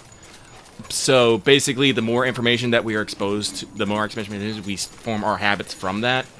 It's basically said that because kids on the internet are being able to be exposed to so much more information and form those patterns so much easier, it actually twists their development in ways that I won't say are necessarily good or bad, but unforeseen and unexpected. Chat, humans are basically meat computers. What we're doing right now is basically the same thing that is happening to those large language models that are slowly building up to doing the fucking AM rant. Yeah. Where people are being exposed to way too much information, and it is absolutely, I want to say, to the terminal and bring the site online. that sounded very suspicious, Die Hardman. But like people's brains are basically being gigabass boosted. Yeah. And it's I think I agree with the idea. It's probably not necessarily intrinsically or good or bad thing. It's just like accelerating the stage of development, because there are a lot of there were already a lot of shitty people in this world who were old and were not on social media. But I bet it took longer for them to become old and crotchety. yeah. Like nowadays, people are starting to form their opinions a lot earlier, and act on said opinions. Oh, we do have a And remote detonation certainly, I grenade. think there is. Oh, yeah, you do have the remote detonation grenade launcher. Not lightweight though. All the lightweight You've shit made it as far as Bridges brand new One for ever too, did. which is great. But yeah, and you certainly see that with kind of like the way younger fandoms interact with stuff. Yeah. Some of it is entitlement, but some of it is just kind of like not having the time to build realistic expectations, you know? No. So you get a lot of like you know, people talk about like the weird way that like say Genshin Impact's fan base is like they're all about stuff. Well, no, like And- if you like the prime example that like the two examples that I want to use about how like we're having really twisted use now. Take Minecraft and Roblox. Like fucking huge on in like in underage communities, and a lot of they get exposed to a lot of stuff through that. So it's just like The network's nearly complete. I mean, some of that I Just think is one also more like lap speaking to about like go. Roblox is like Roblox very specifically is in a weird case where like they've caused themselves some of their own grief because they're trying to. Did I ever tell you my One real thing I name? was going to say is that I do think there is I wanted to. a case It's for like Amerigo. After Amerigo Vespucci, the man That's who pretty funny, discovered Amelie. the continent. I thought it was Columbus. Except Amerigo was full of it. He lied. America. Oh, that's right. Amelie's is a going to have lie. some very interesting things to say. Amelie. I'm on the beach, Sam. Our beach. The one where I was born. Higgs will never find me here. He can't. So don't worry. Get the last Cupid to Edge Knot City and finish what we started. I'll meet you in your room at the distro center when it's all over. There's something you need to know, Sam. Sorry, the scene got very intense very Kept things rapidly. from you. I like how Amelie Worn a is mask for the basically longest not time. actually looking at Everything Sam. Higgs said about me is true. I could end it all. Well, it's because I think part of it is because Mankind. she's not, as they like to keep bringing up, Extinction. she's not That's here. what I am. The hell does that even mean? But it's not what I want to be. All I want. Oh, so yes, is we know what for Carl you means. And me and everyone in this It, world. it feels like a To be whole. like a recording. It does feel like a recording. Actually, does she even? I don't even know if she Sam. responds properly to anything Sam says. Hey, want to talk about cinematography? Mm-hmm. There we go. Now she's like reacting normally. Promise you'll stop me. Don't let me end it all. I'll be waiting for you on the beach. Amelie. That one is much more like that was Amelie. like their normal interactions. It's also very funny that Sam is completely covered in gunk because you legally can't shower before this cutscene plays. You're not allowed. But yeah, no, like I was gonna say, I think there's something to be said for like the fact that like there are a lot of cases where like kids don't have kid spaces these days, like on the internet. No. They just have, adult spaces, and like that's not how that should be, because like adults should not be bound to play by the rules as kids. Mm-hmm. And God knows there's so much bullshit about, child safety, and that's not what it's a. Oh god, that reminds Chad, me. if the British government says that using a VPN to dodge their child safety laws is unpatriotic, it's not about child safety. That reminds me. There was actually, God, what was it? Some states actually have to have laws that allow parents to let their children roam free nowadays. I can't remember what they're called now, but I remember hearing about it over in the Southwest. About That sounds like the kind of. Go on, Southwest is very hot, but that sounds like the kind of reactionary thing to like. Once upon a time, there was this thing called like the latchkey kid. The idea is both your parents would be working, you just had a key, and you would go home. like I'm trying to think what I'm trying to remember what they're called, but it's like basically I think there were a couple of like basically because nowadays if a child is not under the supervision of a parent at all times, it can be considered neglect.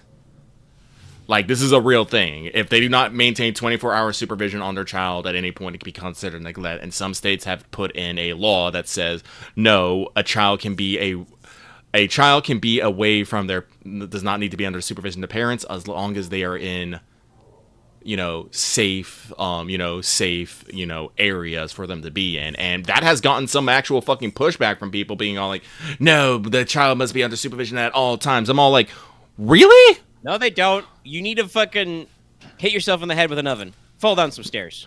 it's like it's one of those weird things of play just a little, play a little ding dong doorbell ditch. I'm not afraid to say it. it's just it's I find it so weird. It's all like kids need to be. It's all just like my humanities professor in college had said something that I really stuck with me. I guess it's new. This is a new one, yes. Hey man, it's been a while. But she said, a person can change. People don't change. What changes is that humanity swings like a pendulum. Like you'll get this great phase where like one movement or something will swell up and push forward, and then once that thing is kind of like everywhere, people go, hey, I'm tired of this. And obviously you're talking about humanity, so it's a lot about like art themes, but it's true, right? Like there have been themes of art where you go through like the romantic style arts, which is very stylized, very pastoral, very broad, and then people got like really big into realism, and then people were like, fuck realism, impressionist, abstract shit, you know. Then we invented the photo camera, and it gets a little weirder. Sorry, I'm just looking at the map. And I think that's kind of the state we're in, because like there was a period I want to say, and I want to say specifically the 80s and 90s. I talked about like the latchkey phenomena and stuff like that, where hey, guess what? Thanks to late stage capitalism, you might have parents who are working 2 jobs, and you're legally required to go to school. So like you needed to mind your own beeswax. But then that kind of shaped a whole generation culturally, you know. And some of those kids are probably like, man, that, you know, probably wasn't good for me that my parents weren't home all the time and I was minding my own beeswax. Maybe we should, you know, not do that. This is like a well-known phenomena about like overcorrection in generations. Mm-hmm.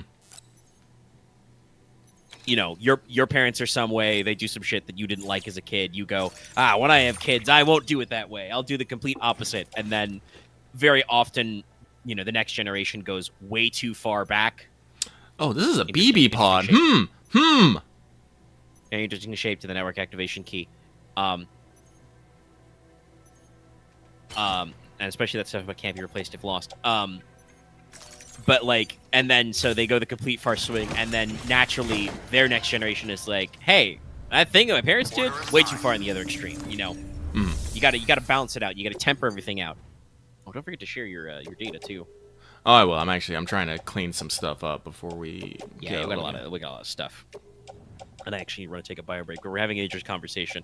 But yeah, so I think that like there is a phase of like where now we're in a phase where like people are like, I mean, maybe into like a new phase even after that. But there is a phase of like, no, you gotta like pay attention to kids. Kids can't be out there. Stranger danger sucks, by the way. Literally wrong. Like actually statistically, you're way more likely to be targeted for a kidnapping or something from someone who is known to you and your family. But like in a phase where, you know, you've got that thing where like you said, it's like, you know, oh, they have to be supervised all the time. And I think that actually like putting it, like adjusting your legal code to be like, no, we don't have to actually get our government apparatus involved if they're in zones that, you know. The way laws should work, Chad, is they should be the written consensus of society. They should be, you know, formalizing the strictures that we all assume for things that are bad. You shouldn't take your neighbor's shit. You shouldn't, you know, you shouldn't break windows for no reason. You probably shouldn't kill people. We have a lot of other wiggly bits that get in the way, but definitely I feel like there's a pushback, and now we're in a phase of just like a lot of our problems come from the fact that I think our you know, up and coming generations, even, you know, ones who are like hitting adulthood now, but especially ones who are after, is shit like, oh yeah, no, we just to go back to the earlier way this conversation started, we just fed them a phone. We just gave them a phone with a screen. They could do whatever. And like the problem that like groups like I mean, it's a little bit the problem Minecraft has. I will say this: I don't know if Minecraft themselves have necessarily intended themselves to be for kids. They're just approachably all ages, right? Oh, yeah. Like Minecraft is a game that is safe for kids to consume, but also for adults to work. But also there is this reputation about, you know, Minecraft content creators being child predators. It's like, you know, two great tastes. But like, Roblox actively is trying to mark themselves as being aimed for kids, but possibly allowing users to be older, and then just kind of like not wanting to police their own content as a result, and, you know, to build the barriers between those two groups that they should build. Yeah.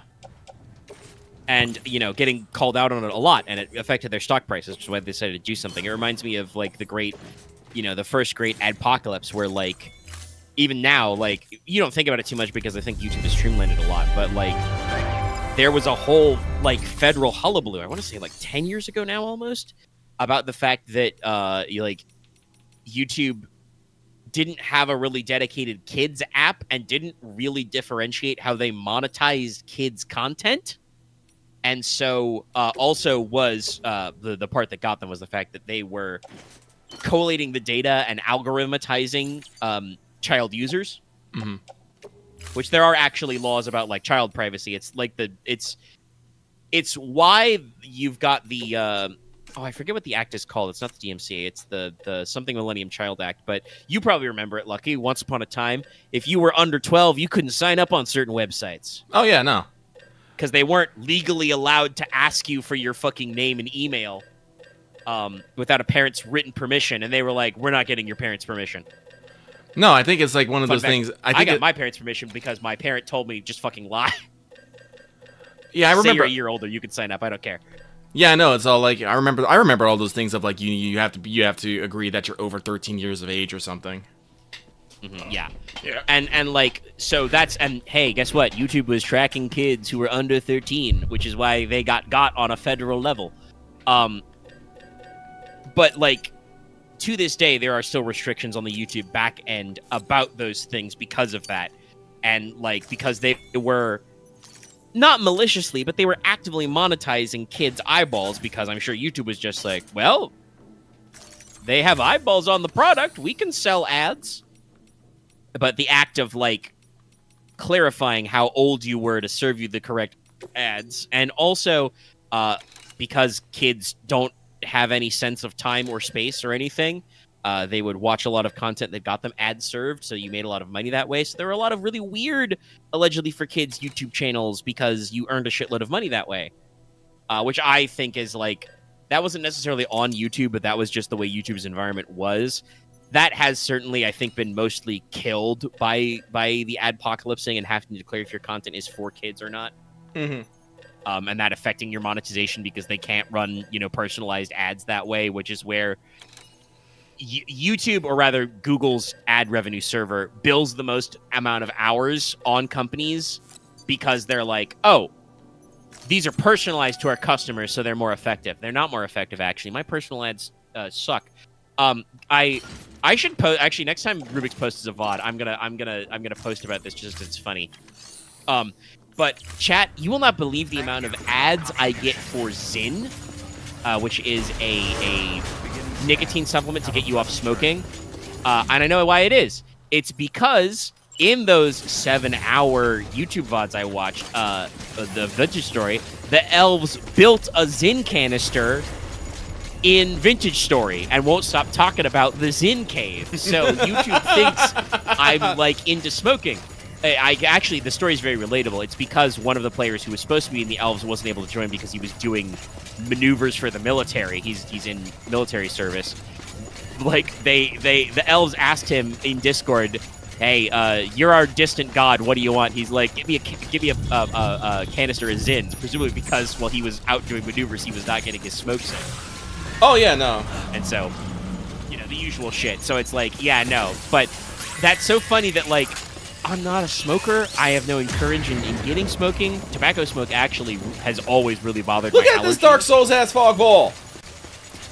That is a Dark Souls-ass fog wall. Was this wall this foggy? I don't know, but we're going in. It's also if I see the shadow over Yarman, I'm gonna be pissed. Just start playing the fucking Bort of the Boreal Valley type shit. I gotta admit though, the jellyfish transition is not as intimidating. They're just like, hi there. That was just that fog. That was a fog wall, and it was a loading gate. I think I noticed the first time we played this. Also, like, it's like raining very heavily. It's I forget actually. I think what they would do on movies to get the on like sound stages to get the rain effects to reflect like this, they'd put like white food coloring or white dye in it. Oh yeah. But we're like movie raining right now, and it's like weird because it almost looks like it's also like dust is falling, but I think it's just raining. Oh yeah, no, we're in that time fall, but we're also on a little bit of a time schedule because, funnily enough, they don't give you enough fucking chiral crystals to make a new backpack cover because they're assholes. Yeah, and I don't think you're getting more out of just. Despite the fact that these guys pop with the chiral crystal effect, I don't think you're slurping up more. I guess I could run back. Yeah, no, I think like you probably could if you want to make sure. Wait, hang on 1 second here. And you also. What is? It doesn't show me my max because I just realized I could have fucking recycled crystals and probably done it. Let me go back and do that because I'm actually being a bit of a. You get a lot of crystals. Yeah. Really? Yeah. Death Stranding. All right. Well, Lucky jogs back in and fixes his cover. I am gonna pop off and take a quick bio break. I will be right back, Tread.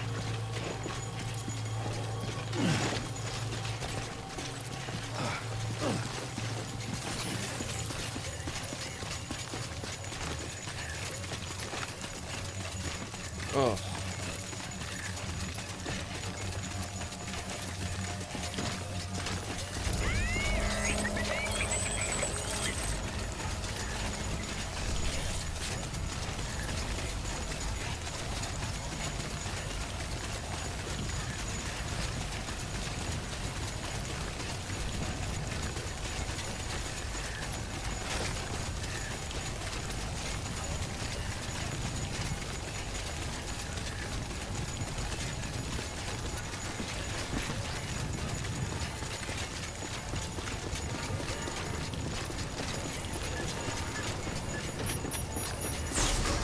Decontaminating suit. All clear. Welcome, Sam Porter Bridges. I think I'm gonna need that backpack cover.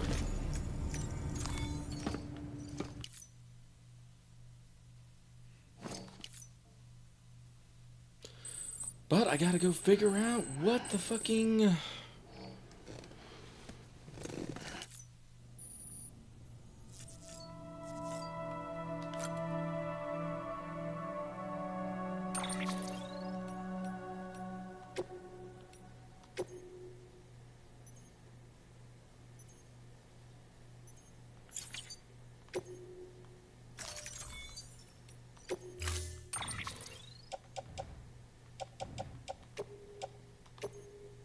Okay, so I did.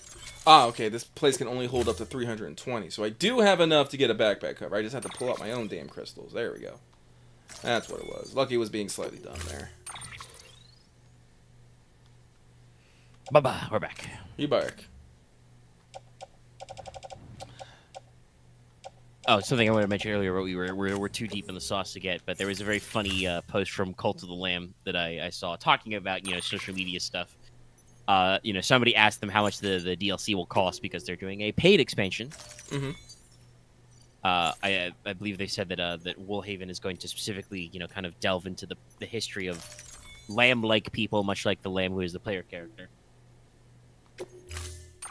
But somebody asked how much it'll cost, and they posted a like YouTube reply or something that was like, less than a car, more than a coffee.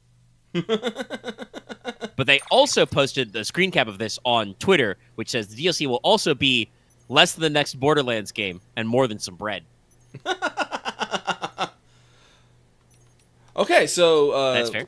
This game is being these guys are being dicks. They only let me have 300 chiral crystals, which is not enough to make a fucking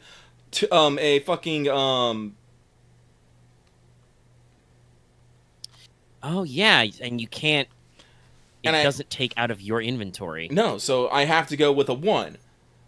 This is a weird ass. It's better than nothing, but it's fucking weird. Mean, I don't. They probably could have curated that a little better. It does make you wonder if that was like super intentional because you can make the 1, not the 2.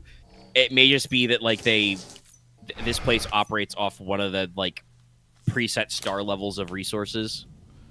I think we so. probably could have adjusted that better. I'm also pretty sure that, again, Death Stranding 2. Death Stranding 2 would just be like, hey, you don't have enough materials in storage to do this.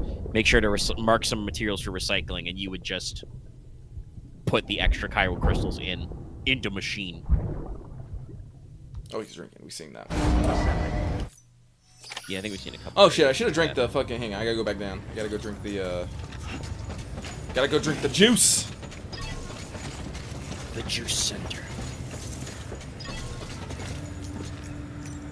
But the level 1 should get me now. I just want to make sure I don't fucking fuck up the fucking BB, which gets explained in 2, apparently. Kojima, how much did you have planned out? How much did you have explained?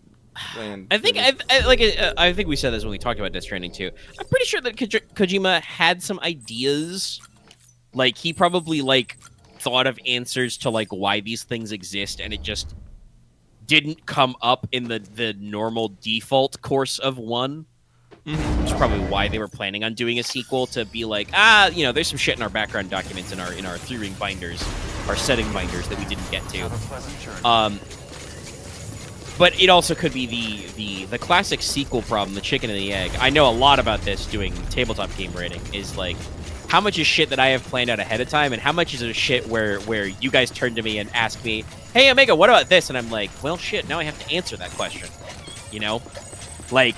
Well, sometimes you will just be like, I don't know, but sometimes you have to. There's time frames when I have to be like, oh, I don't know, I'll answer that later. But definitely there are moments where, like, you guys express interest in something based on just, like, vagaries. You know, I'm just like, I needed some pocket lint or some pack filler to just, like, you know... Oh, wow, they really wanted that fog wall for that transition. No wonder I don't... It was probably a load gate. But,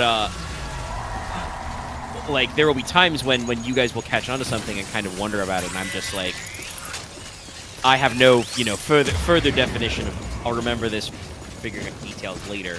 And there are, like I said, times when you explicitly ask questions, and then there are other times where it's like, oh no, I've been thinking about this, a million years ahead of time.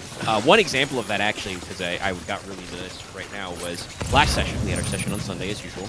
You'll see it posted sometime. But, like, I think it was just, like, partway through that, as kind of an aside, because I brought up the fact that you guys have some archaeology you may want to do. You brought up just like, oh yeah, I hadn't said anything yet, but I was thinking about you. Oh! A couple of the NPCs. Whoa! Almost got you with jellyfish moves. Yeah. Moves like jellyfish. But, like, just said, like, oh yeah, we can have, I thought about having some of the NPCs do that, and, like, everybody seemed to be okay with that, and, kind of, like, simplified things, and that immediately got me going, like, okay, so what are they gonna find in there? Because, like, I have a rough idea of what information I wanted to impart to you guys out of that investigation, right? Yeah. Kind of around there. But, like, I don't have the detail of, like, what format that is, and then immediately my brain was like, okay, so here's the kind of weird shit that they're gonna find over there. There's definitely a thing. Other times, like I said, it's like when I was thinking about that, I was definitely going to go like, I don't know if Omega's planning for us to go there ourselves, but also he probably hasn't written it all out yet. So if we I was definitely thinking if we can get it out beforehand, Omega will just, change it to match. That's why I tried to make sure I get it out there. But no, like, man, look at all this crystal I'm getting now. See, it's so funny you can't store all that. Yeah. Well, I can store it all in my fucking crystal container.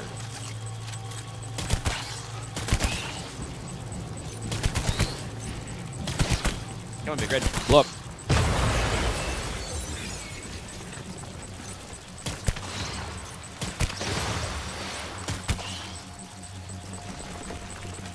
How am I to make my way down? I did not come equipped. This looks good. But No, like sometimes you improv, sometimes you have it ready already, sometimes you just have to go, I don't know. And it's, oh wait, I think there's still some guys down here.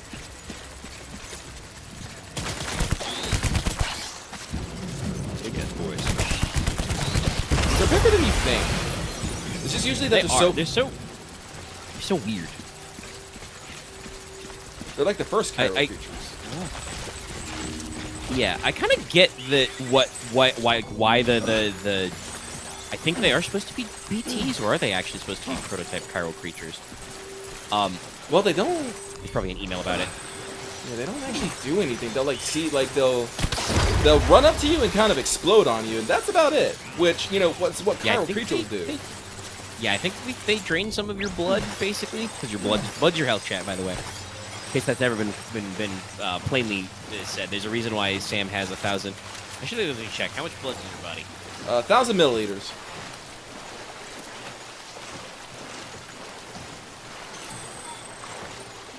No, I meant in real life. I don't know. Your body contains 8 to 12 pints, which is 4.5 to almost 7 liters. Liters would be thousands? Sam got a lot of blood.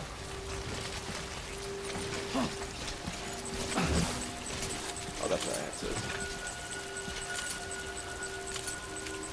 Yeah, so actually, Sam doesn't have a lot of blood, if that's his full blood, because 1 liter is 1,000 milliliters. Maybe that's right. how much blood he can lose before he fucking dies. Maybe. And like I said, the quick Google was it's a range of you know, oh, you're right, between like 4 to 6 pints, which is like so many liters. So I'm personally okay. 1,000 milliliters works out. Could you look up how much blood one can lose before they like suffer? Oh, I can't remember. Passing out. Typically, a person can lose up to 15%, approximately 1.2 liters of their blood volume before passing out. So that's probably what it is. Yeah, it's probably. I mean, they rounded it a little, but yeah, that makes more sense. Oh, that's a real BT. Yep. But yeah, no. I understand the reason why the chiral boys exist, or the jellyfish, because I feel like especially for this segment, I wonder if they may even have been designed with this segment in mind. You know, they do show up elsewhere, but they're not really a problem until here. But it's the idea that they need a kind of like static hostile force that's not a hunter type BT. Because you can't really sneak past the jellyfish, but they're kind of like areas.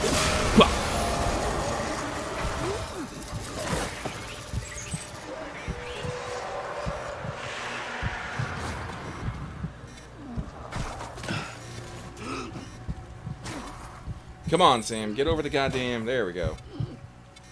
Get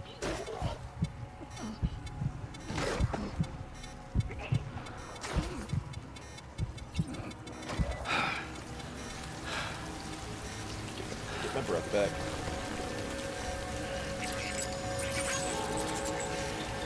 Getting likes from BTs. They're the real ones.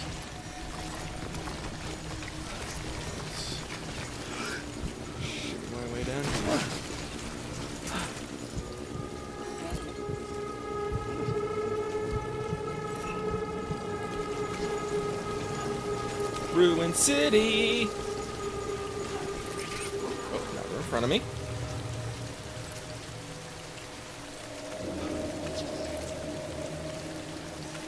Actually, is this? I thought there was dust, but actually, is it? I think it might be simultaneously time fall and time snow. Time sleet. Yeah, because there's definitely like particulates in the air, like catching the light that are not drifting like raindrops. But I don't think same is cold. No. We're just trying to make it look freaky.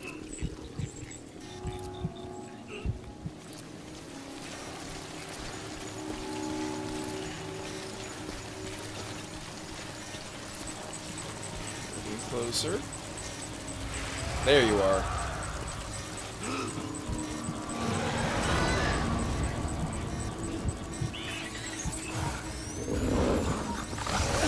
Slice!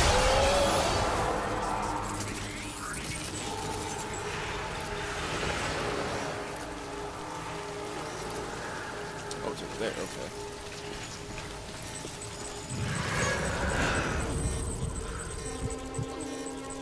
Yeah, we can sneak through here. The earlier segment was supposed to get caught so you can summon the twin whales. And they can play fucking dodgeball with your body. Jesus fucking Christ, I got slapped around a lot. Where are you? Yeah, the unique way of like, there's an infinite tar abyss. Well, guess what? If you trigger the BT battle, you get flattened. But there is a reason why, even when I brought it up, even doing that segment, I was like, oh, some of these guys are like double or tripled up. It's for a reason. I think the games are so dense in that area because they're trying. The whole point is to trigger them.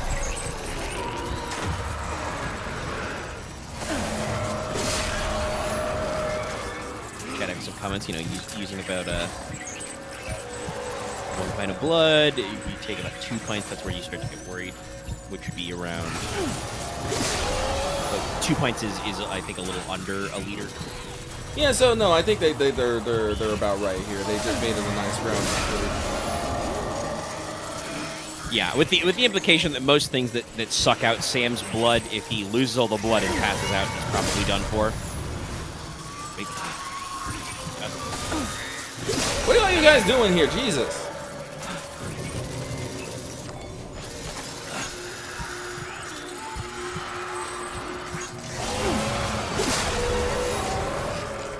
We're really getting a lot of work out of this coupling, oh my goodness. I personally have always liked it. 19. It's like in 2 how we have the blood. I almost never use the blood boomerang as the actual boomerang. I just use it to cut BT ports when I'm... Yeah, you basically use it as a switchblade. Yeah. It's a folding knife. I think I use the boomerang function sometimes if I happened to not have a gun I wanted to waste bullets on me to kill like golden Cairo creatures or something. But no, usually I was using it for the umbilical slicing. Right. Good job, us.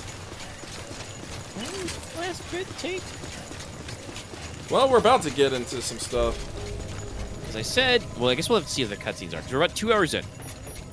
I said this probably wasn't the end, but you can see it from here, and I'm like, I'm not actually sure, because there's a decent amount of jogging involved, Chad, but like I said, we also got to see how long cutscenes play out. Alright.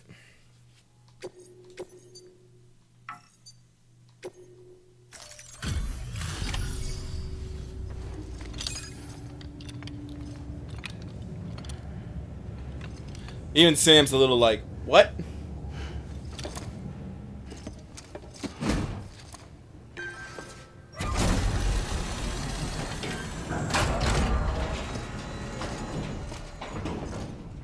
Valid activation key confirmed.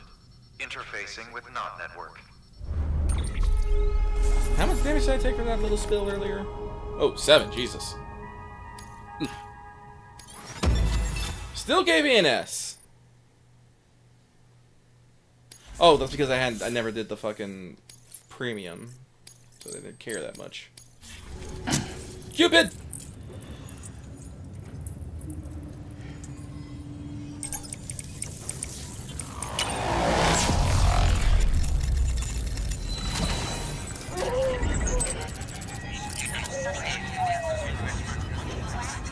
No, we still got time, because remember, we still have a fucking whole ass mod section to do. That's right. We do have a boss fight, yeah, as well. We have a boss fight, Well, we have 2 again. boss fights, we have the mod section, we have the run, and we also got Fights. the liver pizza. And then cutscenes. Kojima as cutscenes. Yeah, accounting for that, there'll be 2 streams. Next one should assuredly be the finale, though. Yes. Also. Sorry, I don't like those interviews. We But I think it says a lot that they're giving you the quad rocket launcher all of a sudden. Yep. Specifically here. Is whole again. Is it? As the United Cities of America. Eagle! Whoever else strike at us now, even if they succeed in destroying the knot, the network will endure. But we can't rest yet. You still have one more job to do, Sam. A new nation needs a new leader. And only one woman has what it takes to succeed Bridget Strand. A woman destined from birth to inherit this legacy. Emily. She's out there, and she needs your help. Bring her home, Sam, and keep an eye out for Higgs. He could be zeroing in on her as we speak. Now that Edge Knot City's linked up, she should be getting ready to head to your private room. So check yourself in, and sit tight.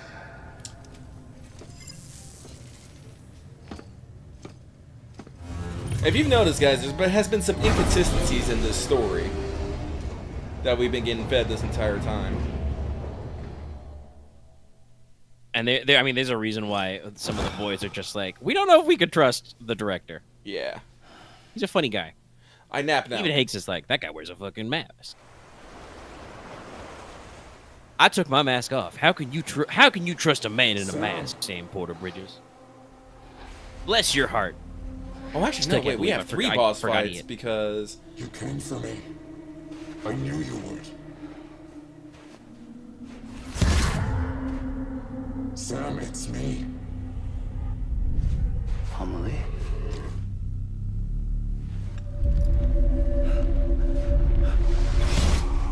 We have several wacky and wild things, yeah. Our one weakness, a giant woman!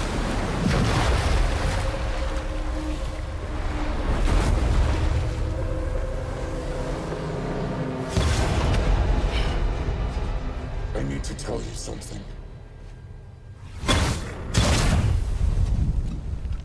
I am the extinction entity.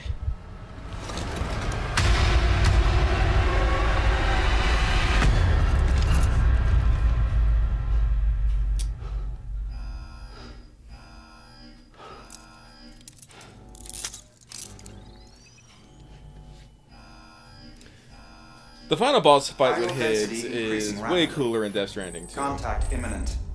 Combat preparations strongly advised. Repeat. Honestly, I feel like the one Contact in with unidentified one entity is a little imminent. more. Reminds me of the conversation we had about Metal Gear Delta earlier. It's safe. Like it harkens to things that Kojima likes, but he's also clearly kind of being like, we're doing a new franchise. I don't know if we want to get too weird. I do. As much as I think Hideo Kojima sometimes just goes, we're going to do what we're going to do, I do think there are times when he kind of sits back and goes, hold on, are we going to lose the players here? Like, are they going to get too lost in the sauce? Like, I think there's reasons why, like, certain exposition is, like, broken up and stuff like that. I think it's the same with, like, the fights in this is like, technically, there's, like, 2 mandatory fights in this game beforehand. So, like, I don't know if we want to get too crazy. What if they didn't engage with all the subsystems? Death Stranding 2 is, like, fuck you, custom control schemes. And also, you better have learned about the whole ass parrying and blocking thing we put in.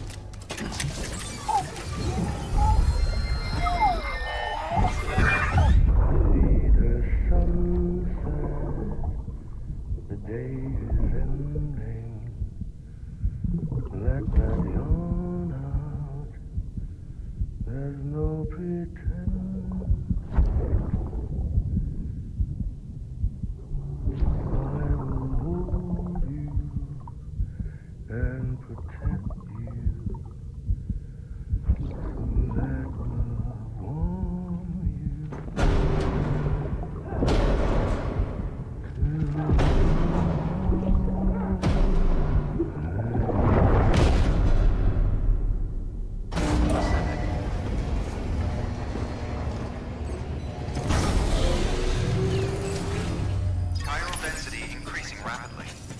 Contact imminent. I like how your objective is just figure out what the fuck that noise is. Sam, who's making that sound?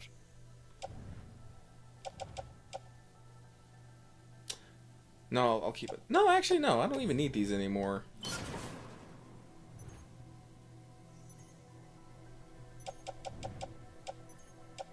I don't even think I need them for the salty run back.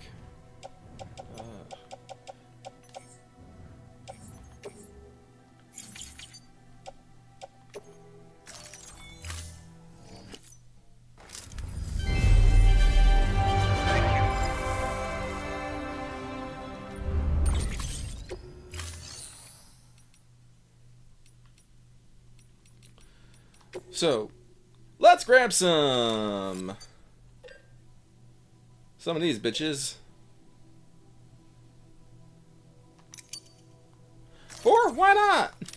Not like I'm coming back here. Woo! Honestly, we can stick that in the private locker. We don't need it that much. Let's keep that, though. Yeah. I think we unloaded it, not in the private locker. Or is it? Oh, it's closed tabbed. Okay. Yeah. Sometimes forget you could do that. Wait, where did my armor and shit go? Oh, did I just never have it? Might have lost it. That's A-okay. You put it back on after the Higgsening, but I don't remember if it... Did we, like, recycle and rebuild it to try and make the backpack cover? Oh, I probably did, and I probably forgot. Good job, Lucky. Well, let's see if we got enough to build, like, 4 of them. Because I don't need the thermal thing anymore, and there's going to be nothing but combat!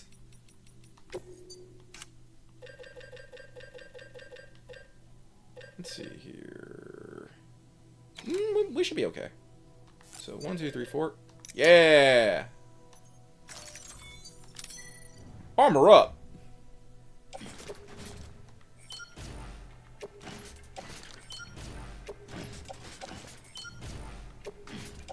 Battery drainage. Woo! Look at all this surface-to-air bullshit. No, these probably aren't actually full-on surface-to-airs. I don't know if they have any sort of guidance system. Yeah, no, they're unguided. Never mind. Dumbfire. That's okay, baby. All I need is a big enough target.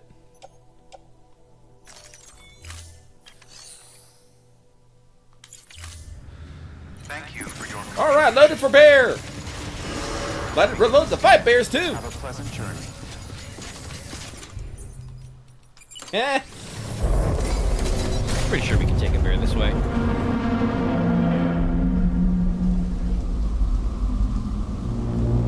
Big chunks.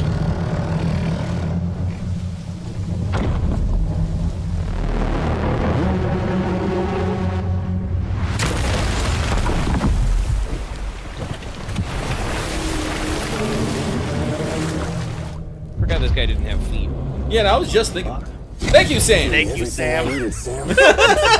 Network spread all across America, connecting all them precious little nuts.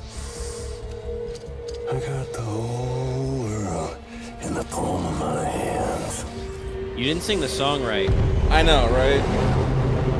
Also, I completely forgot this cutscene. I was like, is Higgs gonna try and, like, take a selfie? Higgs should have totally taken a selfie. 5. We've had 5 mass extinctions, each caused by an extinction entity. It's Grand's And dark now it's years. time I do like that 6. there's no rhyme or reason, but Higgs just, like, changes his mask randomly when he teleports. Oh no, that's Like, one of he the things went- I loved about Not him too, when he had the half of a few Amelie mask, dozen and the Amelie species, mask no. would change expressions. This is the granddad. Yeah, we had a lot of fun with that. BT But this one, I love the interplay of, like, we started this cutscene with him being, like, fully masked up, and then he switches to fully A maskable. Boy Scout like you, willing to make us whole again. What do you say? Come on!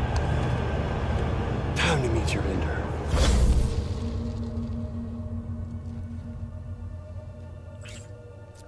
Amelie? Sam.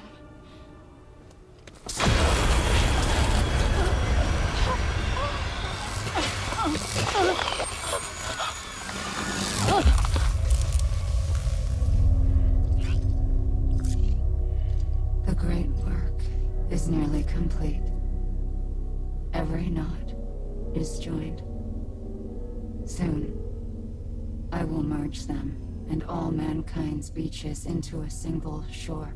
Or Detective's like, what the fuck is going on? And then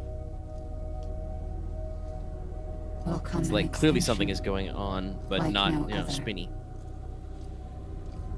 More I do want to say massive watching these cutscenes back than also any is very, very cool to think about Death Stranding 2. Because, like, I was Alas. just thinking to myself of, like, if this is Death Stranding 2, is my purpose. Sam would be physically fighting Higgs more. Like, he several times, you know, tries to point guns at Higgs and stuff like that, and even like, strike him. Like, Sam looked a little freaked out when Higgs, like, grabbed him by the scruff of the neck. I feel like in The 2, he would last just be like, Stranding. let go. My reason Get out for of there. being I'm gonna kick your... the first. Well, no, that was Sam in Death Stranding 2. Just being, I'm gonna kick your ass.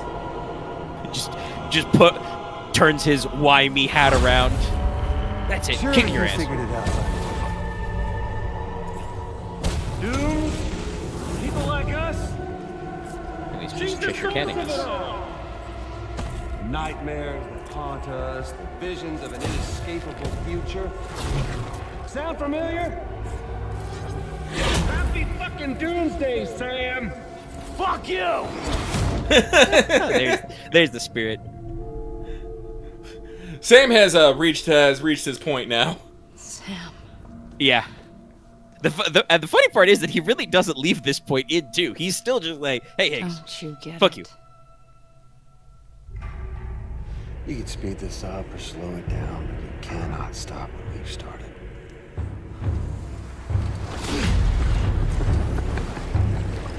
Even if you beat me, you can't save her. Yeah, that cutscene in 2 wouldn't have been a shove. He would have just cold-cocked Higgs. It's all this. This is a done deal.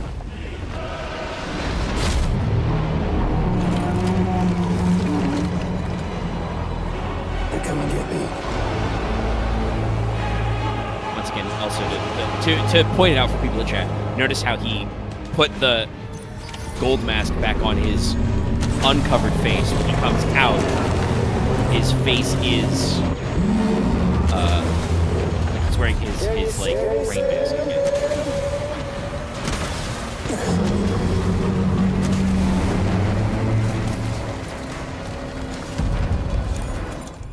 Anyway, I forget. I'm pretty sure these guys have a name because they're back in 2, but I don't remember what it is. But it's the first appearance of this guy.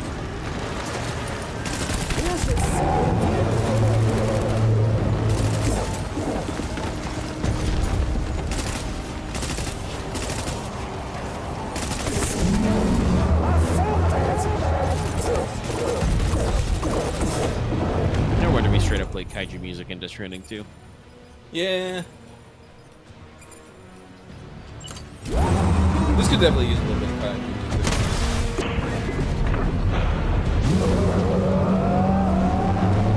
Even the dramatic ones, like the original orchestration they used for the original cutscenes. Very simple, but good. Time to reset. Kojima was actually talking about how he doesn't use like cutscenes in his game. Like he tries not to use cutscenes in his games, but you know,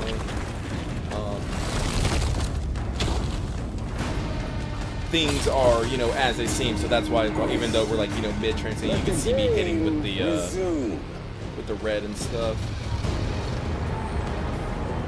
Yeah, he actually, I think in that conversation, he talked about like the like technical version of what cutscene means is like it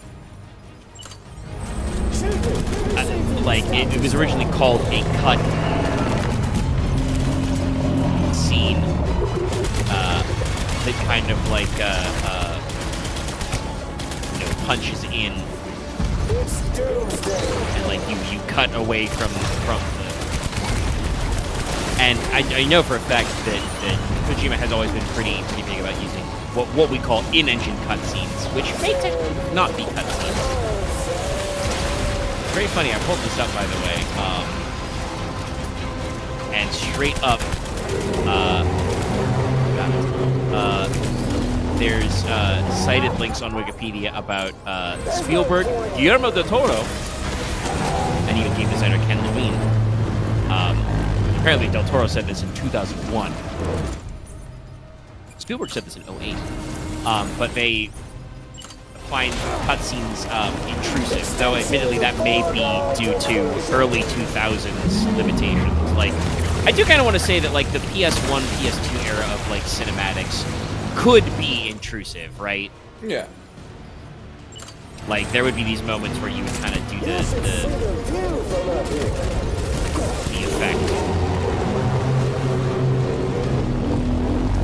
But also, I think the way we kind of, like, change the way we do cutscenes or even... Oh, actually, yeah, it even says right here. Scripted sequence, a series of events rendered in real time in the video game's engine. So I guess, yeah, if we're calling that differently, that is kind of technically, I think, what Kojima uses more is the quote-unquote scripted sequence.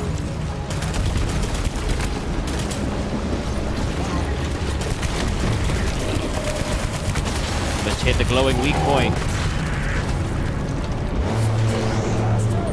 1 second, man. What's up?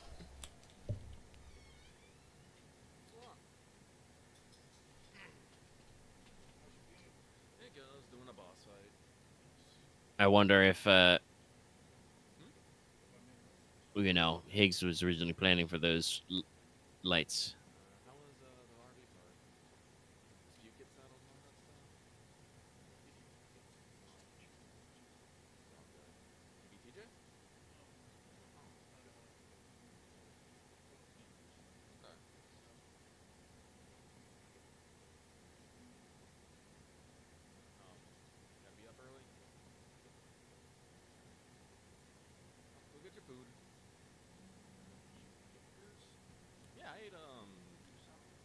Salad and chicken.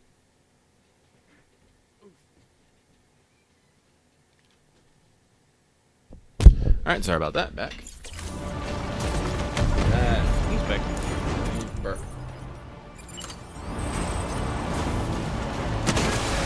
Miss.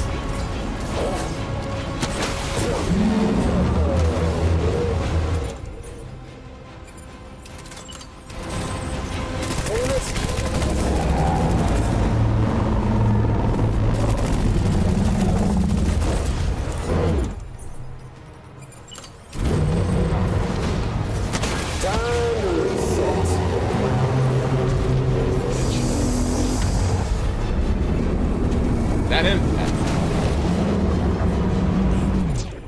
Yeah, he'll be in a gold patch. Empty. Let's drop that.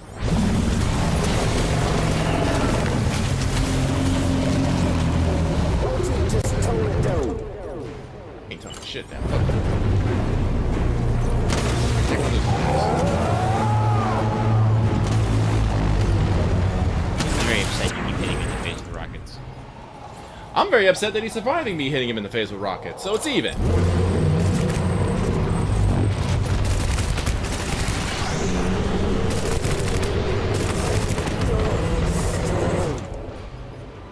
I do wish that the...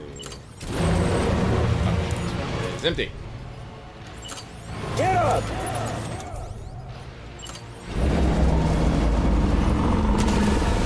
Right through the pit.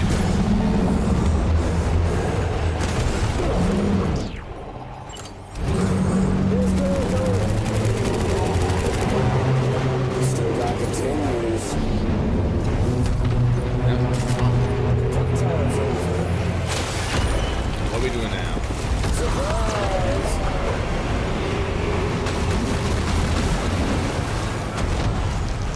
I'm Riz. We had that asset pre-prepared. Oh shit, are they coming for me? They are.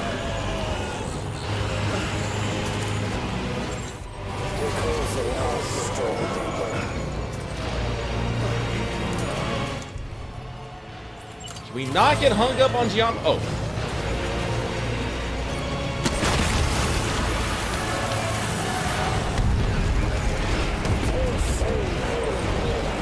Wait, am I stuck in this little ass bubble? Yeah, I don't think you can advance further up. Well, no, look, I can't go out here. Yeah, I see the wall. And then there's the wall right here. I'm literally stuck in this tiny ass bubble right here. Okay, I can move over here. That's good. Maybe he was doing an animation or something that they needed to. That's the same kind of effect they do with the Magellan in 2, when it's loading in the area, but it's not all the way down, so you don't like get crushed under it or something.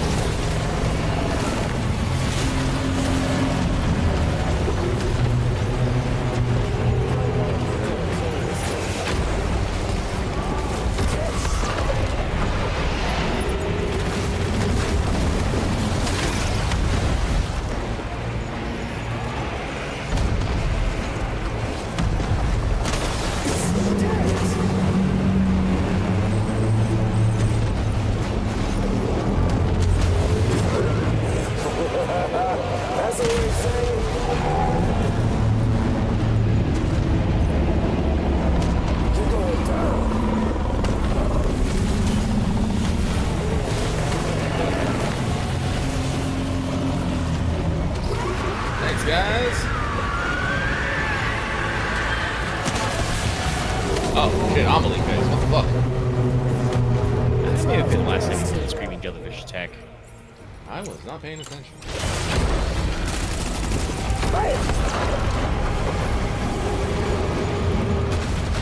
I don't like the jellyfish, mostly because they are almost no threat, but they take up all my fucking screen. As we discussed earlier, they aren't actually pretty big. But I did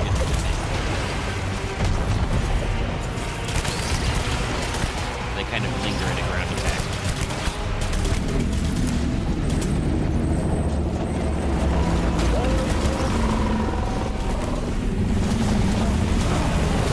Get off me. Slurp you up. No slurping.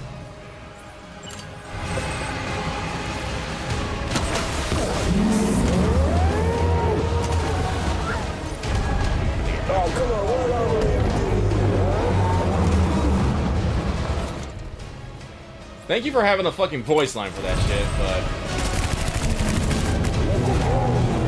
There now.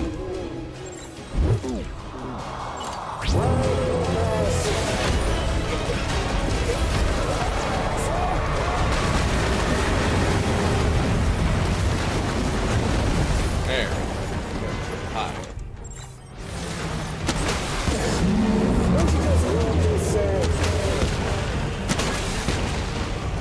No, fuck you. Just rock. You just get rocked. You're almost dead.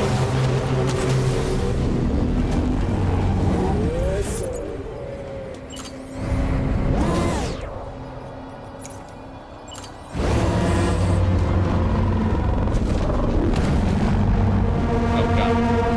Second. I can't do anything right now.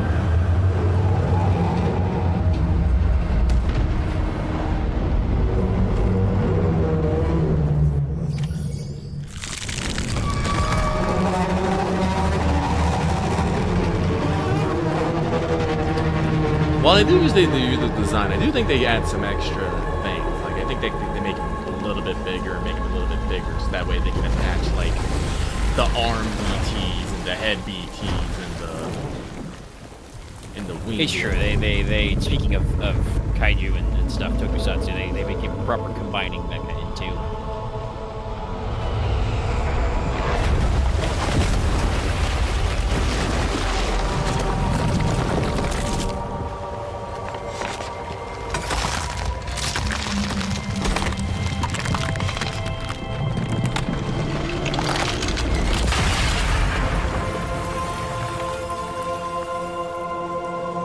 And I will say, while Death Stranding 1 does have its, its comedic, kind of non-serious moments, Death Stranding 2 was a lot more willing to take the piss out with some bits.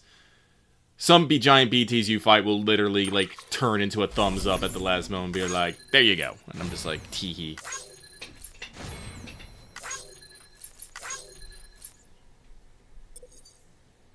Yeah, I think a lot of it just comes from the fact that Kojima, like I said, he didn't have to worry about quote-unquote losing the audience. Yeah. In fact, even allegedly did some stuff to try and, like, shake the audience's confidence, basically. But like, since it's an established franchise, they didn't feel the need to like worry about scaring people away or whatever. Oh, you were all goofy again. I'm late.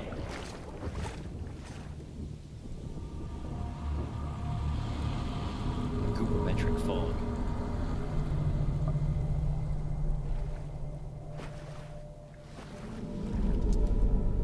She's fine. Extinction's on hold for now. Let her go!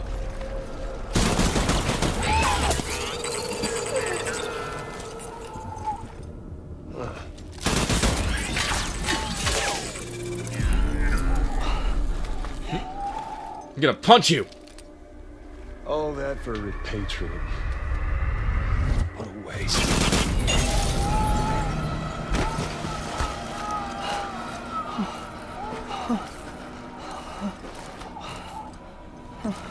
That uses very tough bullets.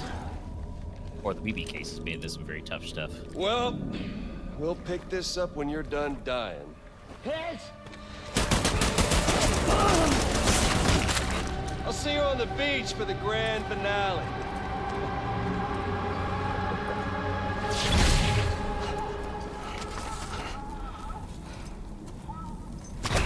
Oh, that stinks.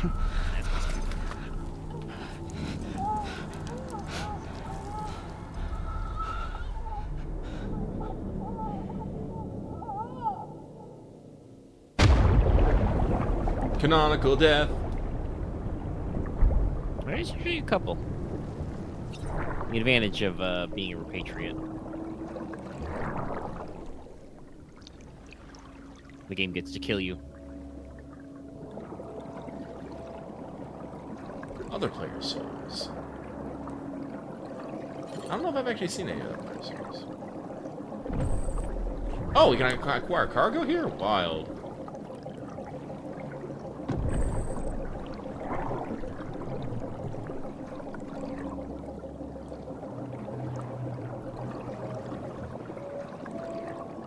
Let's go!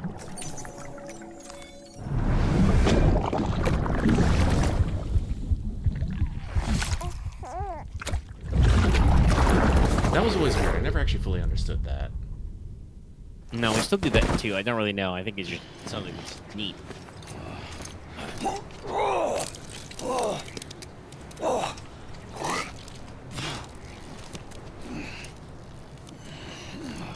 that sucked.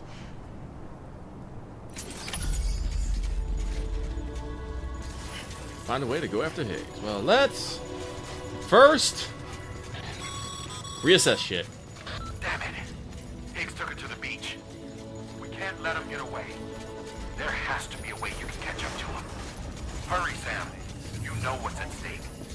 If you don't stop Higgs, he'll use Emily to bring about this doomsday of his, and everything we achieved will be for nothing. I don't think I need giant weaponry anytime soon, but later I definitely will.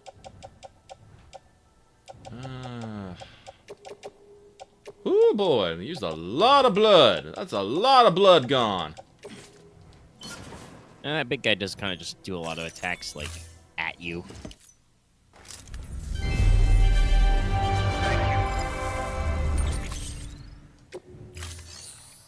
Alright, so fabricate equipment.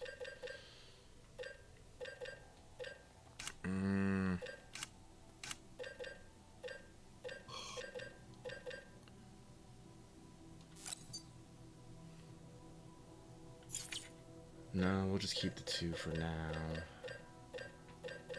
Honestly, I don't think too much is crazy error is gonna happen. Because like I said, we're in the end game.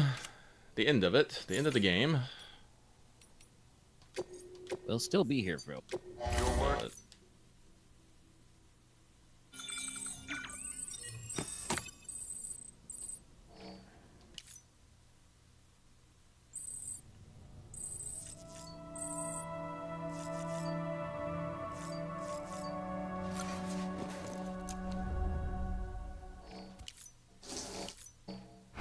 gotta be clean. Let's check on Lou real quick. Case has the bullets on it. Oof.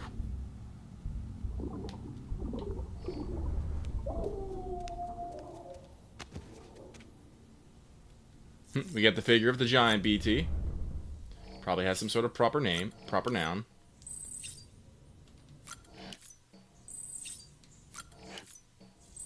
Alright, boost our stamina up to max.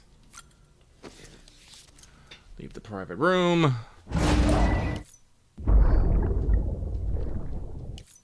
Already seen that one.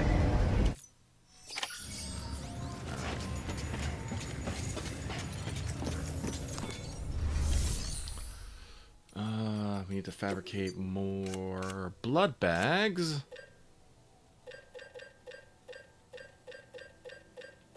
Are they over here? Yeah, here they are.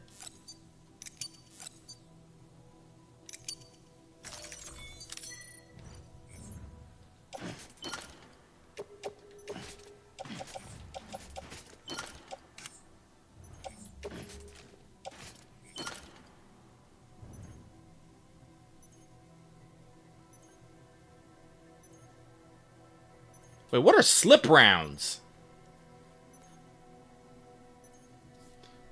Non-lethal tranquilizer round. I mean, we did kind of worry. There was a didn't some guys. Hold on, let's sneeze fight. But didn't some guys throw some? There it is. Some like tar or something at you. I believe you are right. Once upon a time. So maybe that's the slip round. It might be. Okay, but let's double check here. Got blood. That's okay. Those will probably last. Wow, those got really banged up.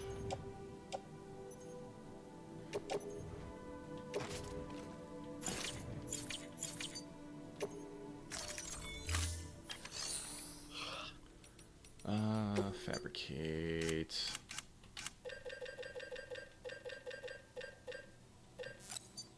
Stun bomb.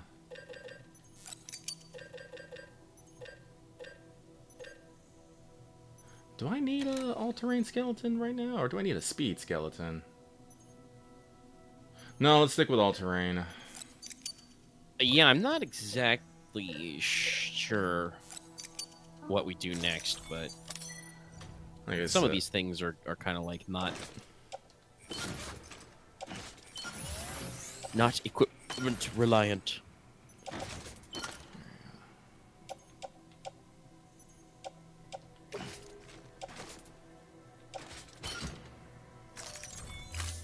Alright, new duds, who dis? Recycle these three things. Those are all perfectly fine. Alright.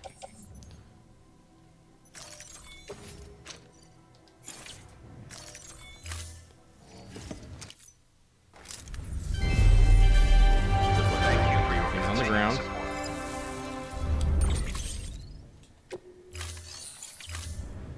Alright, so we can make our way back. Let's go!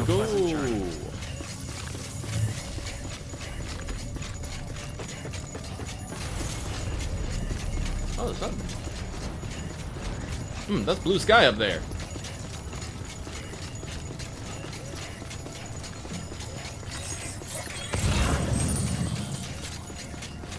You know, I'll grab that. Sure, the crystals for the guy.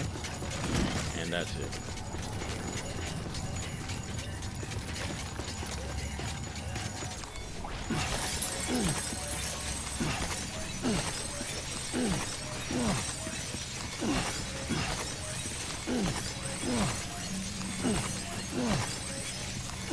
Ooh, just getting covered in chiralium. These are so acting up. You think it's like cool, dramatic, but no, it's terrible. As long as there's no time for it, I don't have to necessarily worry about.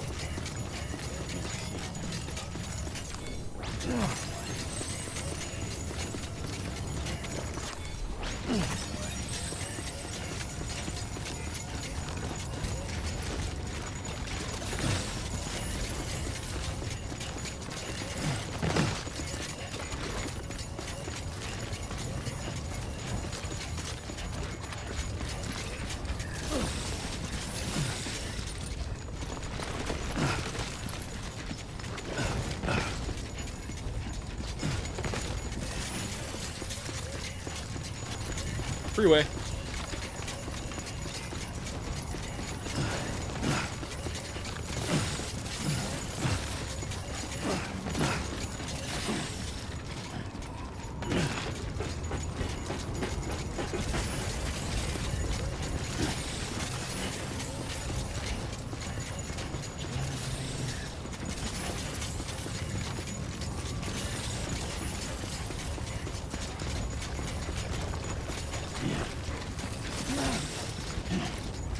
One second. Okay, no, I came the other way.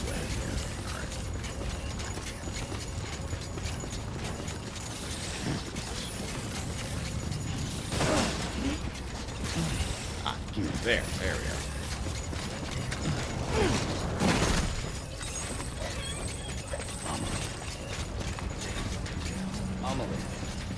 Amelie. Gotta get to Amelie. Gotta get to How in the hell do I do that? Amelie. That's what we all ask, man.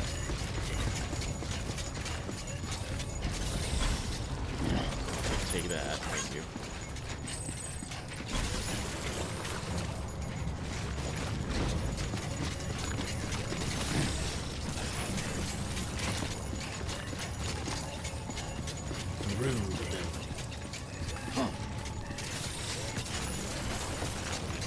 But not through that part of the building, because you'll can't, you know, just walk over that waist-high chunk of concrete. Come on, Sam. Think. They're on the beach. So how are you gonna get there?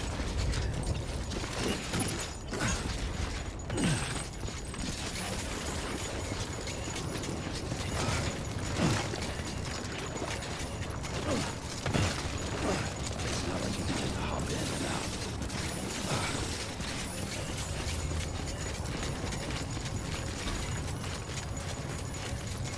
Very leading lines from Sam. Mm-hmm. Actually, I don't know if I have to go all the way here, but... No, I think you can. I think there was that function in the last one. There was, but there was a lot of shit outside. Also, it gave time for Sam to, you know, monologue and stuff.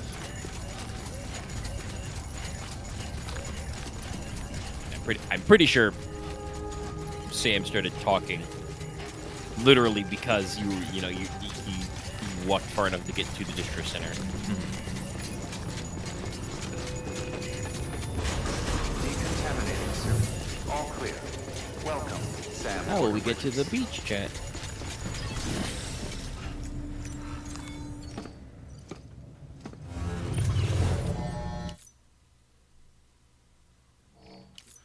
There's no time for naps, Sam.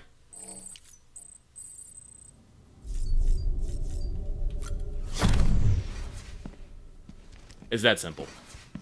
Higgs wants to connect the knots of your network with Amelie's beach. Which I think is So actually it's pretty clear cool, where they honestly, went. in game. It's like... So how do we get there? I can't. But you and Amelie have a strong connection. You've been to her beach plenty of times, right?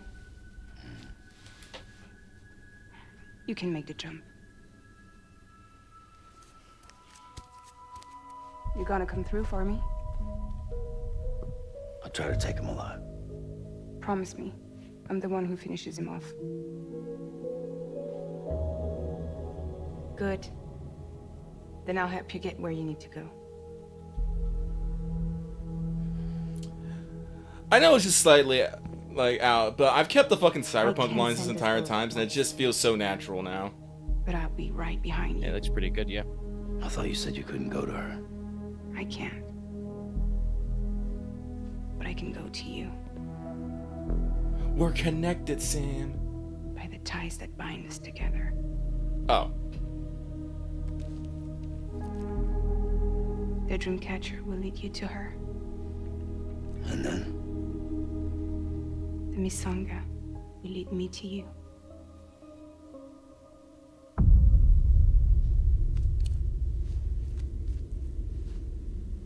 You're going in like that?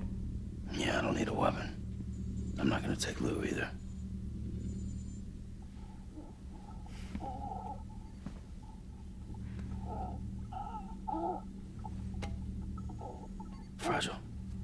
What? Do you have anything to eat? Oh.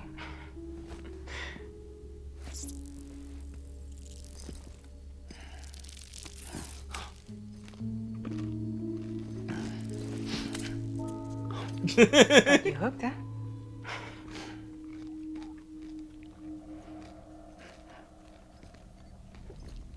Sam, be careful. Worst comes to worst. Take care of Lou, all right?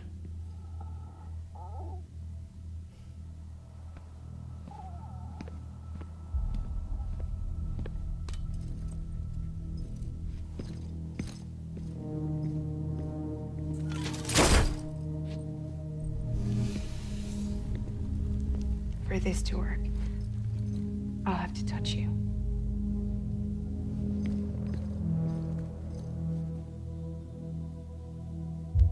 Close your eyes.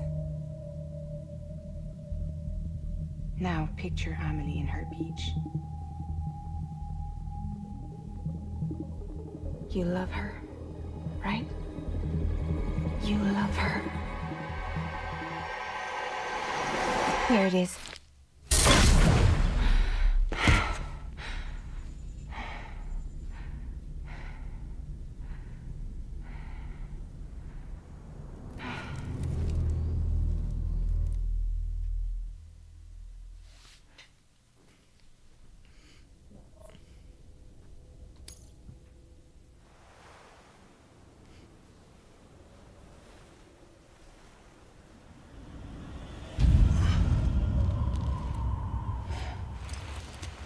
Like he's woken up so many times on the beach.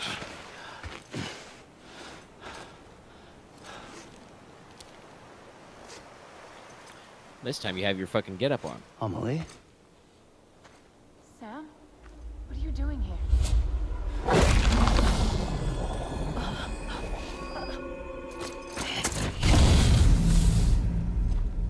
You ready to end this? Before the end of everything?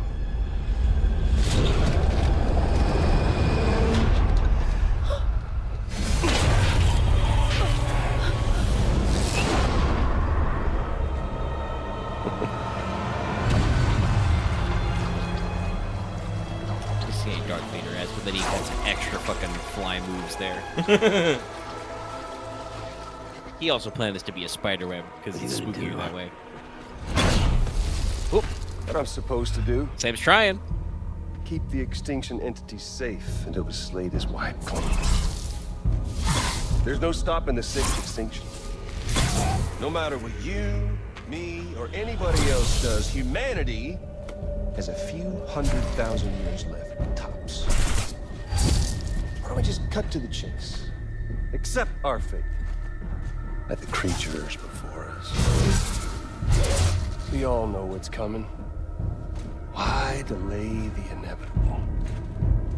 Those of us with dooms, her, we're all bound here for a reason. We are all of us a part of the Death Strand. This place. Yeah, guys, if you guys don't quite remember, BT means beached thing. You know, like the beach well phenomenon. Repatriation here. Yeah. Yeah, basically, I think technically the if I understand it, the concept of the beach came first in terms of the discovery because literally the transition to the afterlife looks like a beach. Bullshit once and for all.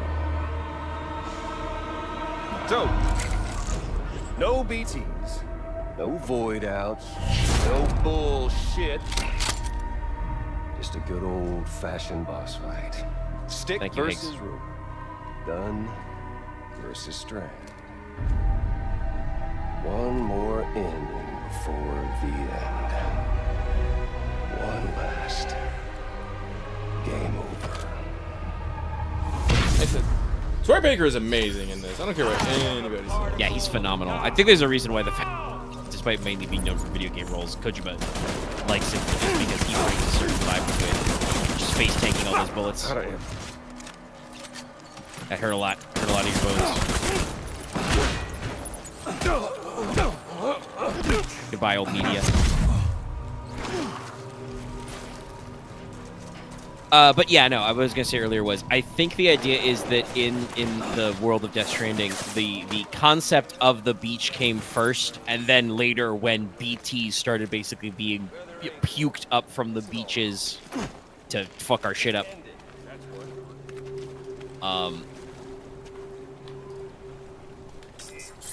They were like, beach things. See, Sam slowly generates health.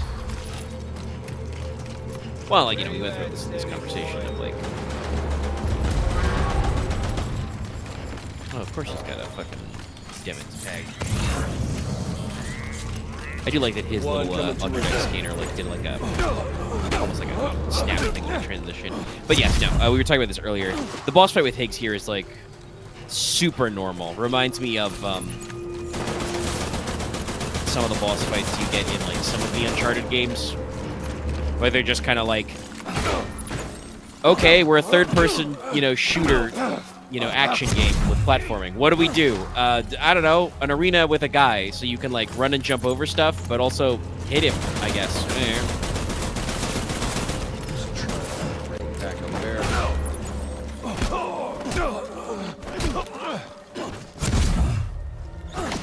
Three, I want to say Uncharted 3 was a little weird with, like, why we had to have a big boss fight at the end, you know? Yeah. But that one was pretty good.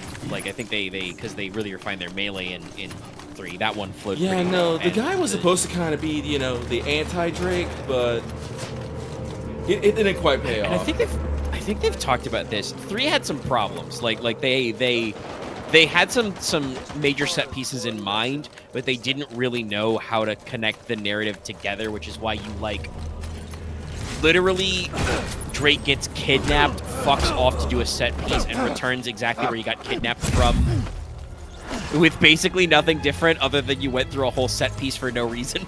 Yeah. Like, the game has a couple moments like that where it's like, they clearly had good ideas, but the narrative, they hadn't figured out how to like, chain it together.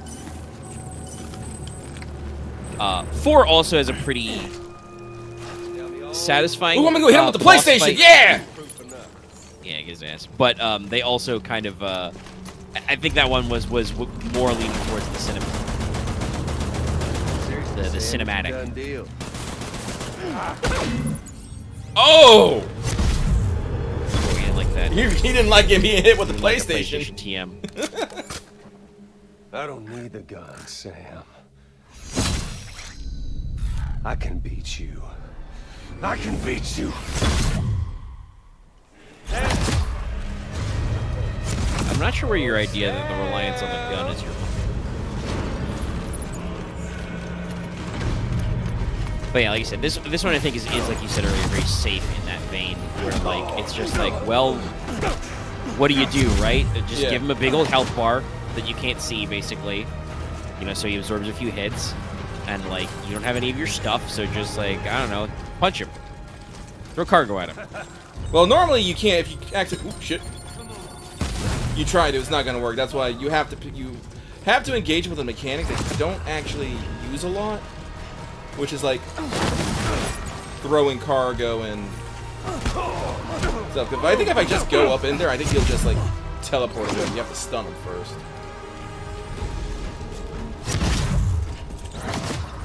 I definitely think in some phases of this, yeah, you would do have to stun him.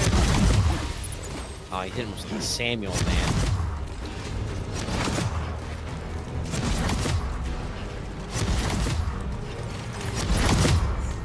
But like, Higgs basically just abuses his, fucking powers to like teleport and stuff.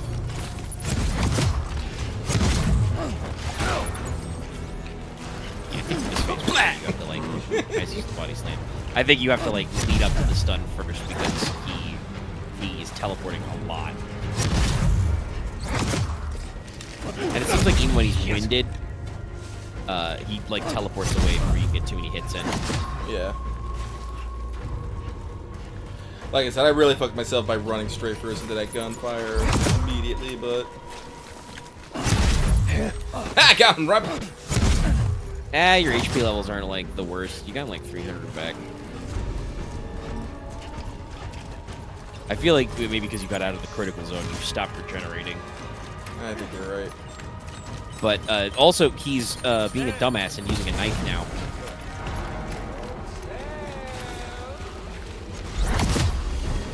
Like that.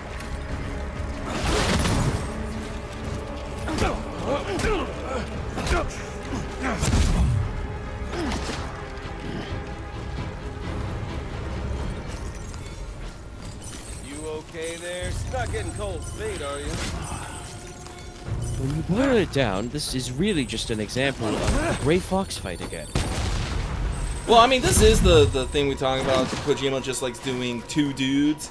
But I think he, like I said, he kind of dumbed it down. Because usually when we do this fight, it's usually in a much tighter arena. And there's... Yeah, it's much more of a duel. Yeah. If you don't mind, yeah. I feel like the joke about calling it like Gray Fox is kind of like that because like Fox starts with his sword out. You have to actually CQC him a few times before he goes. Oh, true. Oh, the glory of combat. Let me put him away. But he does also. I mean, he's not literally teleporting. We wouldn't invent that technology until later. But he's teleporting because he goes invisible with his stealth camo and just goes off screen.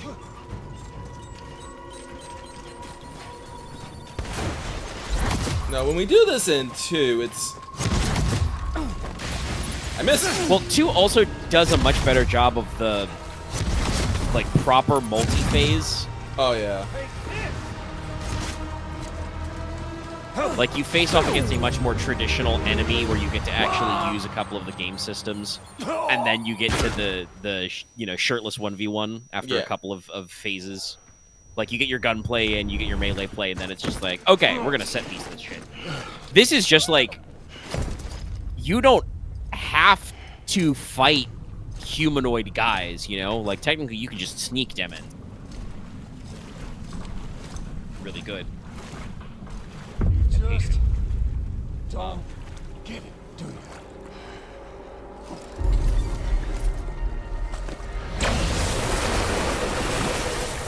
You can't stop this thing. No, you can't. We got dooms, Sam. This was only ever gonna end one way. So come on! And now we're doing the more typical stuff. The music plays.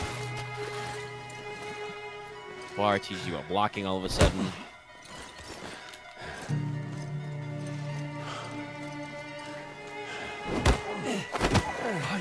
But also, I do kind of feel like this doesn't. It's not that it comes out of nowhere because Higgs is absolutely this fucking guy, right? Who would just be like, "I'm not owned."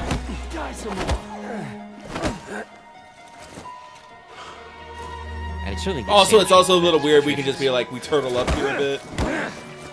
Yeah, for no reason. But it is definitely like a weird phase to go like, you know, run around, he shoots at you, and then he's like, fuck you, I can knife you with my teleporting knife powers, and he's just like, I'm gonna punch. I like the catharsis of like, you can tell Sam's the one, you know, with the blue-white subtitles. He's letting out some frustration right now. He's clenching! Brother! Oh, with the... I'm gonna be real, I totally forgot about this part. Punch and the... I mean, here's the problem. This part's cool. It's not different enough from previous, like, Metal Gear Solids. Like, if Higgs eats a fucking crypto buyout, that's just the end of Metal Gear Solid 4. You know? Mutual crypto buyout eating. Also, I feel like Higgs and Sam don't have the same relationship that You got me. Old Snake and Ocelot do.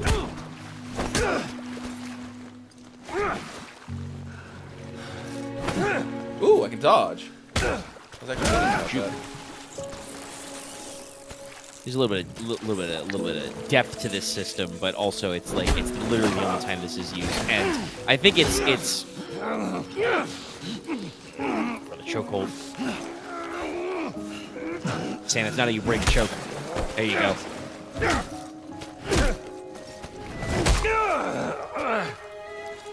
And like in 2, I feel a lot more because we have history with Higgs, you know? Yeah. And also, like, Higgs straight up says when you see him, when you start seeing him, the start where the game really takes off. You have your suspicions, obviously, I think, because of the trailers and stuff. But, like, Higgs explicitly, like, shows up in cutscenes and is like, "Hey, Sam, back from the dead. I'm here just to fuck with you."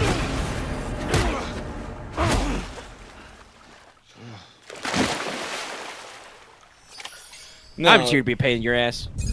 So, like, while this is, like this part particular is cool. Like, before we had the run around bit, which was kind of meh. It was cool to use the mechanic. Yeah, he's basically just like a super demons. I guess the idea was that they didn't want to jump straight to the fighting game part because you need a little bit of build up to that. Otherwise, it's not like there does need to be a little build up, right? Because otherwise, Sam just punching a guy and kind of like venting his frustration is kind of like nothing. And then we just have, you know, 2 guys having a fist fight laying down together. Touchy-feely there, Mr. Aphenphasmophobia. I get therapy for that shit, man. Well, congratulations. You won the game.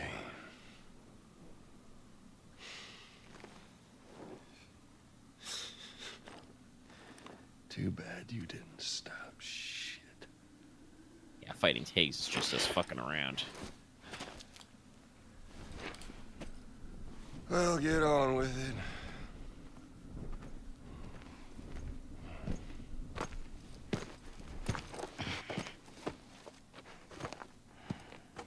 Well, she did show up, and she brought her little duffel. Yep. Fragile. Guess I left a lasting impression.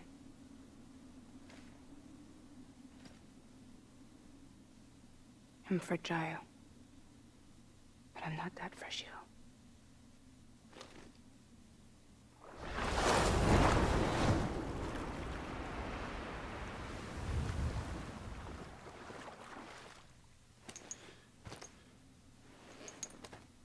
This time you're the one who's going to break.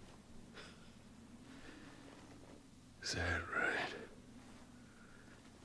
I think you'll find our bond is made of stronger stuff. Again, I'm glad that we're going through this game because I can freaking, you know, call back to other things and 2 and just like there's some language choices in 2, and it's the thing that like. Jimmy Pillar, damn it! No. Oh, what's But this? there's You're already things in broken. 2 that it works back to front basically. Like yeah. You can remind yourself of these and go, oh yeah, so that some of that stuff is very, very specific in 2. I'm the particle of God that permeates all existence. What are you? Honey, you ain't nothing but damaged goods.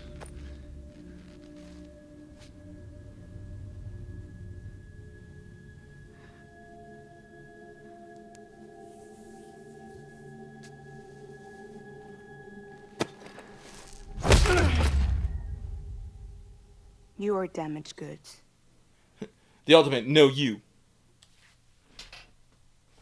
Also true, but I think Higgs would fucking.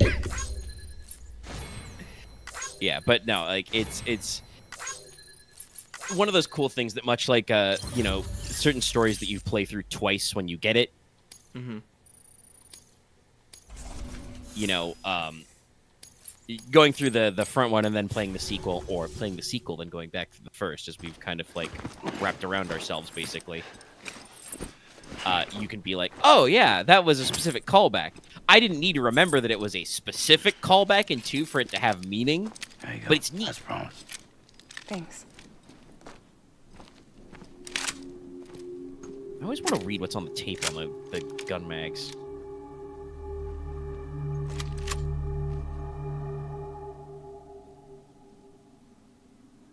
You can offer him a cigarette? Took you so long.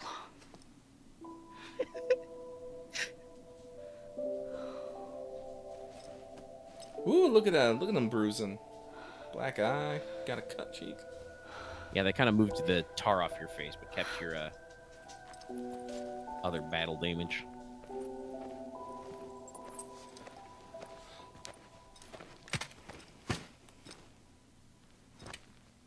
I brought you a metaphor.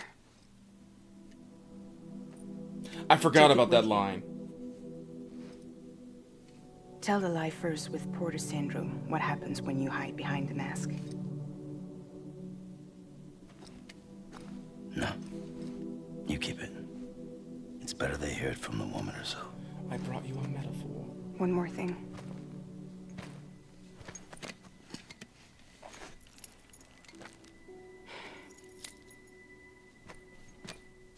Higgs Your maybe little one would tattoo damage on his forehead, managed to but bring it here by picturing it as equipment. You mind? Babysitting sucks. very Again, I feel like I'm callbacks. I'm like, huh? Or call forwards, I should say. Yeah. Links up with stuff thematically. So where should I send you? Back east? But I was gonna say, Chad, Axel He Chad doesn't saying need that your Higgs would help. put He's got the chiral network. And damage he's on his got forehead. me. He can jump might these do together. that, but he put Egyptian hieroglyphs Lucky on his him. forehead instead, which I don't remember. I'm really being Appreciate like, this everything mom, you've man. done for us, we really do. But we're good for Get now. away from him, ho! Besides, I'm sure they need you back at Fragile Express. Yeah. Better to scoop up all the pieces and put them back together. Wouldn't want to settle for anything less than perfection.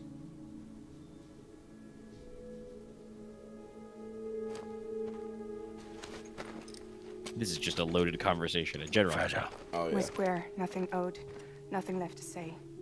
So long, Sam. Sam is suddenly realizing that conversation was a lot more loaded than he thought it Let's was. go, we still have Yeah. work to do.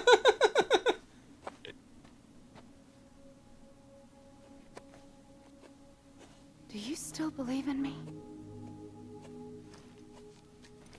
Even without Higgs, I am a walking time bomb. I can end it all just like that. But what I want, what I have always wanted, was to be a part of it. For us all to be one. What? Tell me the truth. Was this all for you or all for Bridget? This is for our country. For our future, that is the truth. Sorry, Hideo Kojima just tweeted "Good morning" with the picture of his MP3 player or whatever screen. There's something Was that he you need listening to know, to? Sam. Mike Oldfield, nuclear. When you went back east, I slipped out of here and I went to visit you. What? You lied? Fuck me. You have any idea what it took for me to get here? You wouldn't have come if I hadn't. You didn't care about America or bridges. But we did know one thing you did care about. Something you were willing to cross a continent for. A reason to build the UCA. It was Die Hard Man's idea.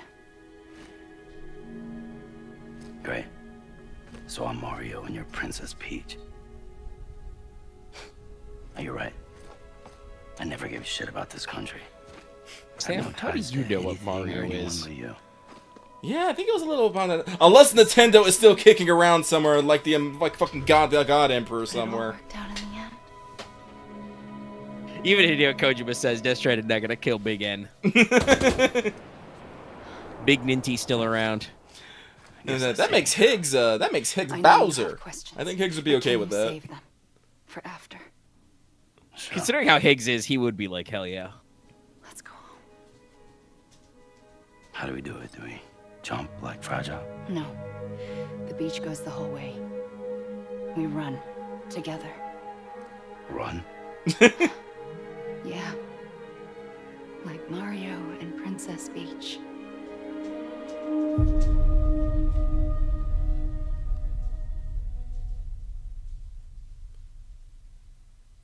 Just a beach running segment. Which is a little out of place after all that, but we're implying the stuff. You beat the game. It's over now. Definitely. Yay! Amelie, how are you Also, running check- in those heels? I Girl! don't know. Look at her run cycle, too. I'm sure they mocap that, but it's probably wasn't on sand. This, I think, is technically a cut scene because we did like a screen wipe. Well, they somewhat cheated because Sam has no equipment. There's nothing to model off of Wait here. off the player condition. No matter what, all the players' conditions would be the same. So they could probably get away with actually, you know, cutting away because there's nothing for it to reflect the player state. Yeah. Not that I think they really needed to do that. I mean, it probably was rendered in engine no matter what, but there was actually like a cut there.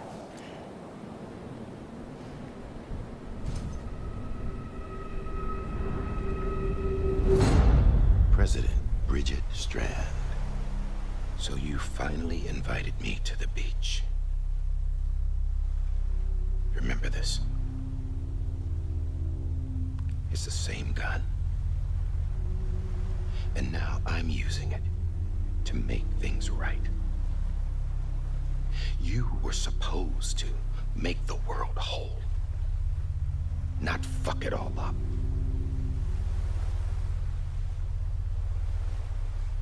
Okay, then. You know, that's the same model, but I think the colors are different in 2 for the revolver. Get on with it.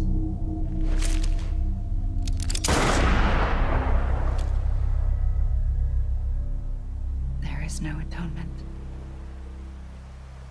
Not for us.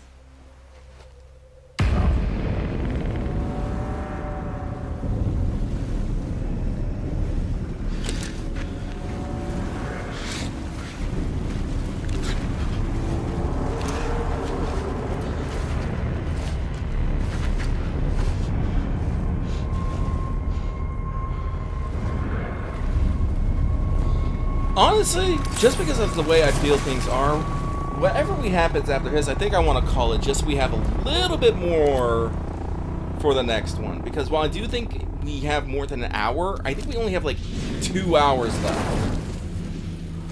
It would also be a lot of cutscenes. Yeah. I think there's going to be a title card soon. It can't be. We've crossed 3 hours, so like we're like 3:17 or something. No, so once we get done with this scene, probably gonna call it there. Just so we can finish up everything nice with a good chunk next week. Because What do you mean, Lucky? We beat the game. We haven't rolled credits yet, buddy. I know, I'm fucking around. I know that this game goes on longer. But this is a very classic Kojima type switch. Like, you think Higgs is the final boss fight. It even has the final boss fight ramifications. You go through that weird scene with Amelie and Sam smiling, which looks freaky as hell. I think it's literally supposed to be a little out of touch.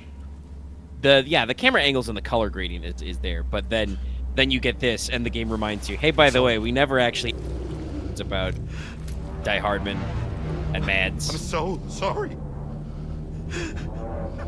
I like how we don't actually see Die Hardman's face. No, we're keeping it to ourselves. I mean, they captured all of it. I think they literally captured his face and then put a mask over it in post. Because you can see his expressions and shit behind the mask earlier in this cutscene. Give me back my BB. You're looking in the wrong place.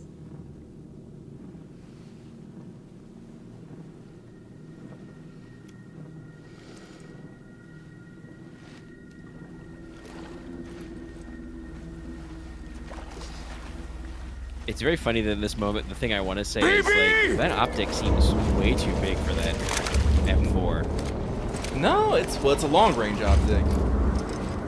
Well, yeah, that's what I mean, right? Like, an M4 is a carbine. You're not supposed to be using it that far out. Well, I mean, if you're a good enough shot, you can probably put some things downrange, but... Well, it's true. I mean, it's still a 5.56. But he's got, like, a 4x, like, telescope on it. Emily?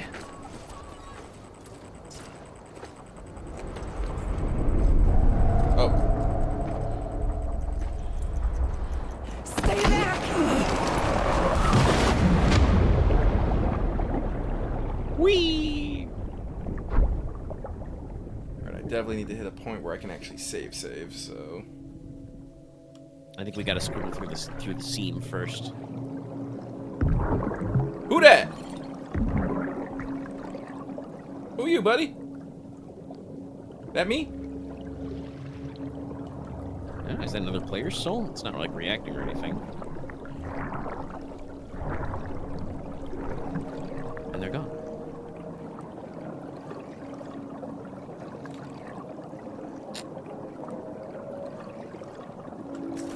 But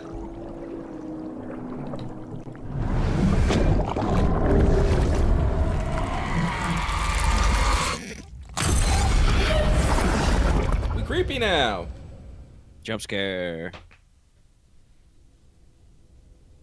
Loading.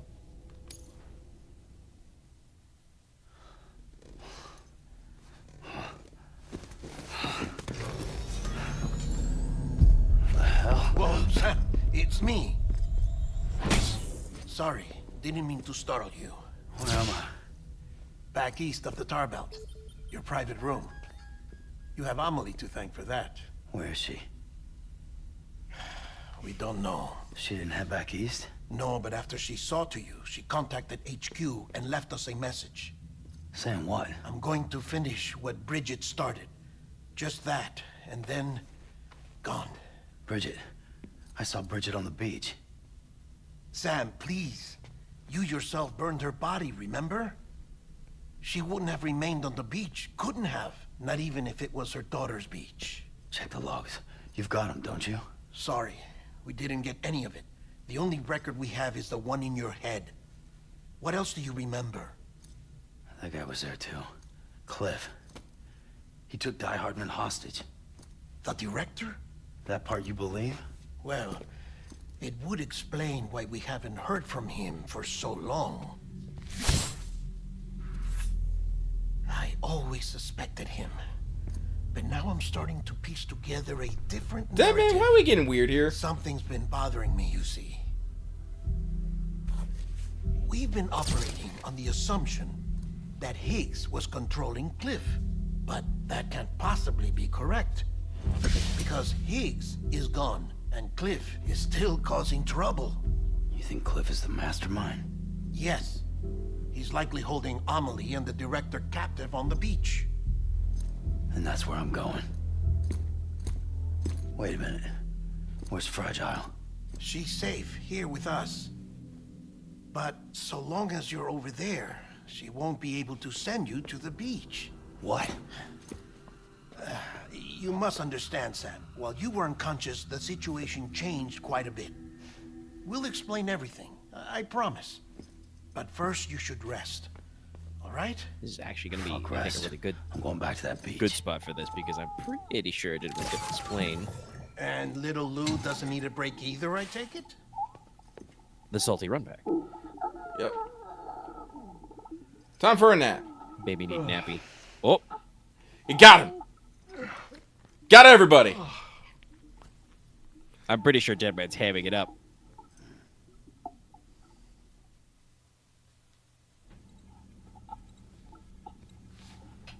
Sam, you helped us extend the chiral network from coast to coast. And you dealt with Higgs, the UCA's enemy #1. We couldn't have come this far without you. But there is still one final step. We have to swear in a new president and establish a functioning government. Only then will America be whole again. Why don't you save that shit for someone who cares? I've done my part. Fuck America. We've got bigger problems now. I hear you, Sam. Government is the least of our concerns at this point. Cliff has Amelie, which means there may not be anything left to govern come tomorrow. If tomorrow comes at all. Then why aren't we out there doing something about it? I don't care what she is, only that we get her back. Right you are. Rescuing Amelie and averting the 6th extinction are one and the same. But neither will be possible unless you first come back east. We are in no position to give you orders, of course. But believe me when I say it is the only way.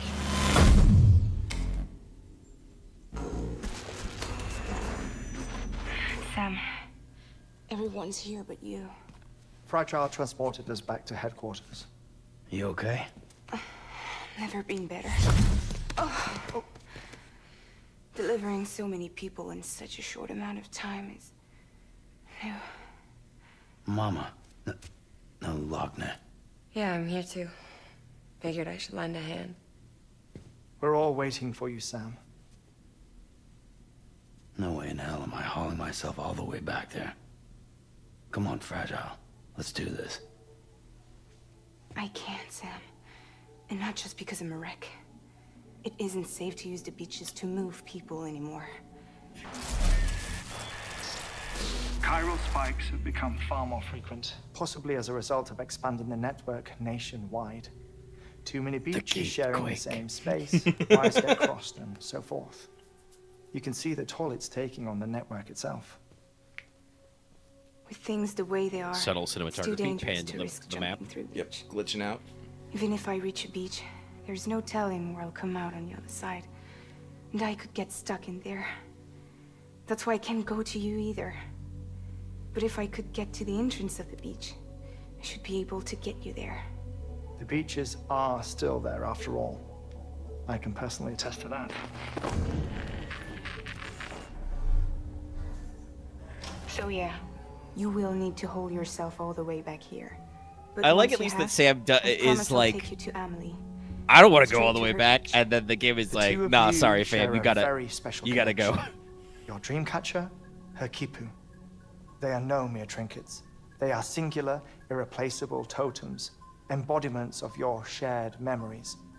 Two sides of a coin. The price of entry to her beach. Dreamcatchers are a product of Native American tradition, that of the Ojibwe people, to be precise. They were said to ward off nightmares, to alter one's dreams. If Dooms is indeed Amelie's gift to us, her shared dream of our future, perhaps your totem is an invitation to change it, a test, challenging you to find hope amid their hopelessness. While we await your return, I'll search the beach for Amelie and the director. I doubt my ties to them are strong enough, but better that than sitting around doing nothing. I'll see if I can't find something in the records on the three of them. Maybe they're more connected than we know. We're waiting for you. The way home should be easier, right? Hurry back east. You already know the way. And when you get here... Oh. Oh.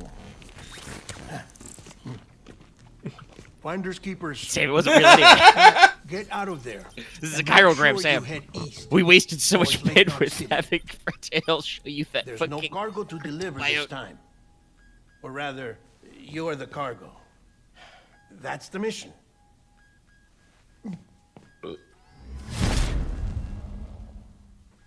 It's me. I'm the cargo. Gross. And then reset. Woo! There it is.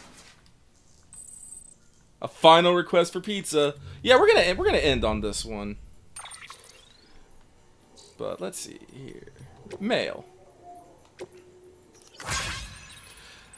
My dear Mr. Sam Bridges, I write with tidings so much more weighty than those to which you may have been accustomed. By the time this reaches you, I'll be condemned to the beach, having been rendered powerless by you-know-who. But know that I will forever cherish the memory of each and every pizza you so kindly delivered to my doorstep. Alas, there is a single blemish upon our relationship, a singular regret weighs upon my soul. It concerns one wish that you so cruelly failed to grant me. I speak, of course, my delivery from Lake Knot City to South. I am readily admit I am not one to forgive and forget, and this flaw compels me to not allow you to forget either. Consigning my package to the bottom of a tar lake instead of seeing it to an intended destination is an unconscionable act, hardly belittling a professional porter. For shame. But let us not cry over spilled milk. If you would do me one final favor, I have faith I can find in my heart to forgive you. You must know in your heart what I am about to ask. Yes? Pizza, pizza, pizza. This delivery denouement. He actually called it delivery denouement. May actually prove a trap tricky even for a experienced professional, though. This delectable night awaits you at the first prepper shelter high atop a snow-capped peak and must be transported intact thence to my front door. It shan't be easy, but I have the utmost faith in the man who delivers pizza. As a furthermore of goodwill, I have unlocked the entrance to my private quarter. You may peruse my secrets to your heart content. I have the honor of being your obedient servant, Higgs Monaghan. Thumbs up. So yeah, we've been delivering pizza to fucking Higgs. Higgs shelter is out there, and all the time when he, couldn't come see us because he was out. Obviously, also he was Higgs, but it was because he was out Higgsing it up. Yeah. And now he sent a final message. By the way, Sam, I'm fucking dead, but I'm still mad that you threw my nuke in the lake. Please bring me a pizza. It's so good. But yeah, no, we're actually at 3 hours and 30 at about this time. So no, this is a good moment. We got to do the salty run back. We got one more fight, and we have a mad segment, and there is actually another boss type fight. I wonder if they have changed it all for a director's cut. That fight was the upcoming one, I should say, for people who haven't seen it, was kind of We will definitely see. But we are gonna call it here. Everyone, thank you so much for joining us. Thank you, everyone, for chat, for writing all your lovely messages. But it is time for us to move on. Please be sure to check out the things that we have coming out later this week. Tomorrow, Omega will be doing Fail Betrayal with the Yugi Boys. What are you doing tomorrow? What archetype? It's a Patreon poll. We're doing Ancient Warriors. Ancient Warriors. Themed around the Romance of the Three Kingdoms. Oh, Romance of the Three Kingdoms, rad. But that'll be happening tomorrow. Wednesday, we'll be streaming more Final Fantasy XIV. See if we can maybe get working on more extremes. The sooner we get done with all the extremes we can, the sooner we'll start moving on to higher tier conflict like Savages and maybe even Ultimates. But I am not one to throw people into deep end without everyone getting super used to what they're doing, so we go one step at a time. And as always, this Friday we will be talking about, we'll be recording Let's Talk FGO. When does the Wangina event start again? Was it Thursday? No. Brain? I completely forget.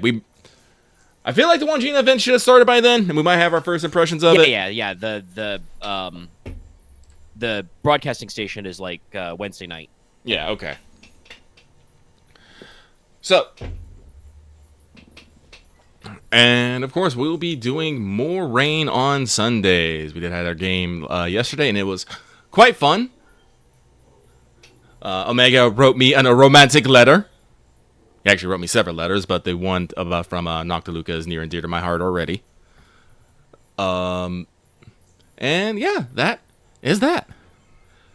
So, don't forget to like, comment, subscribe, and hopefully we will see you next time. Everyone, have a good night.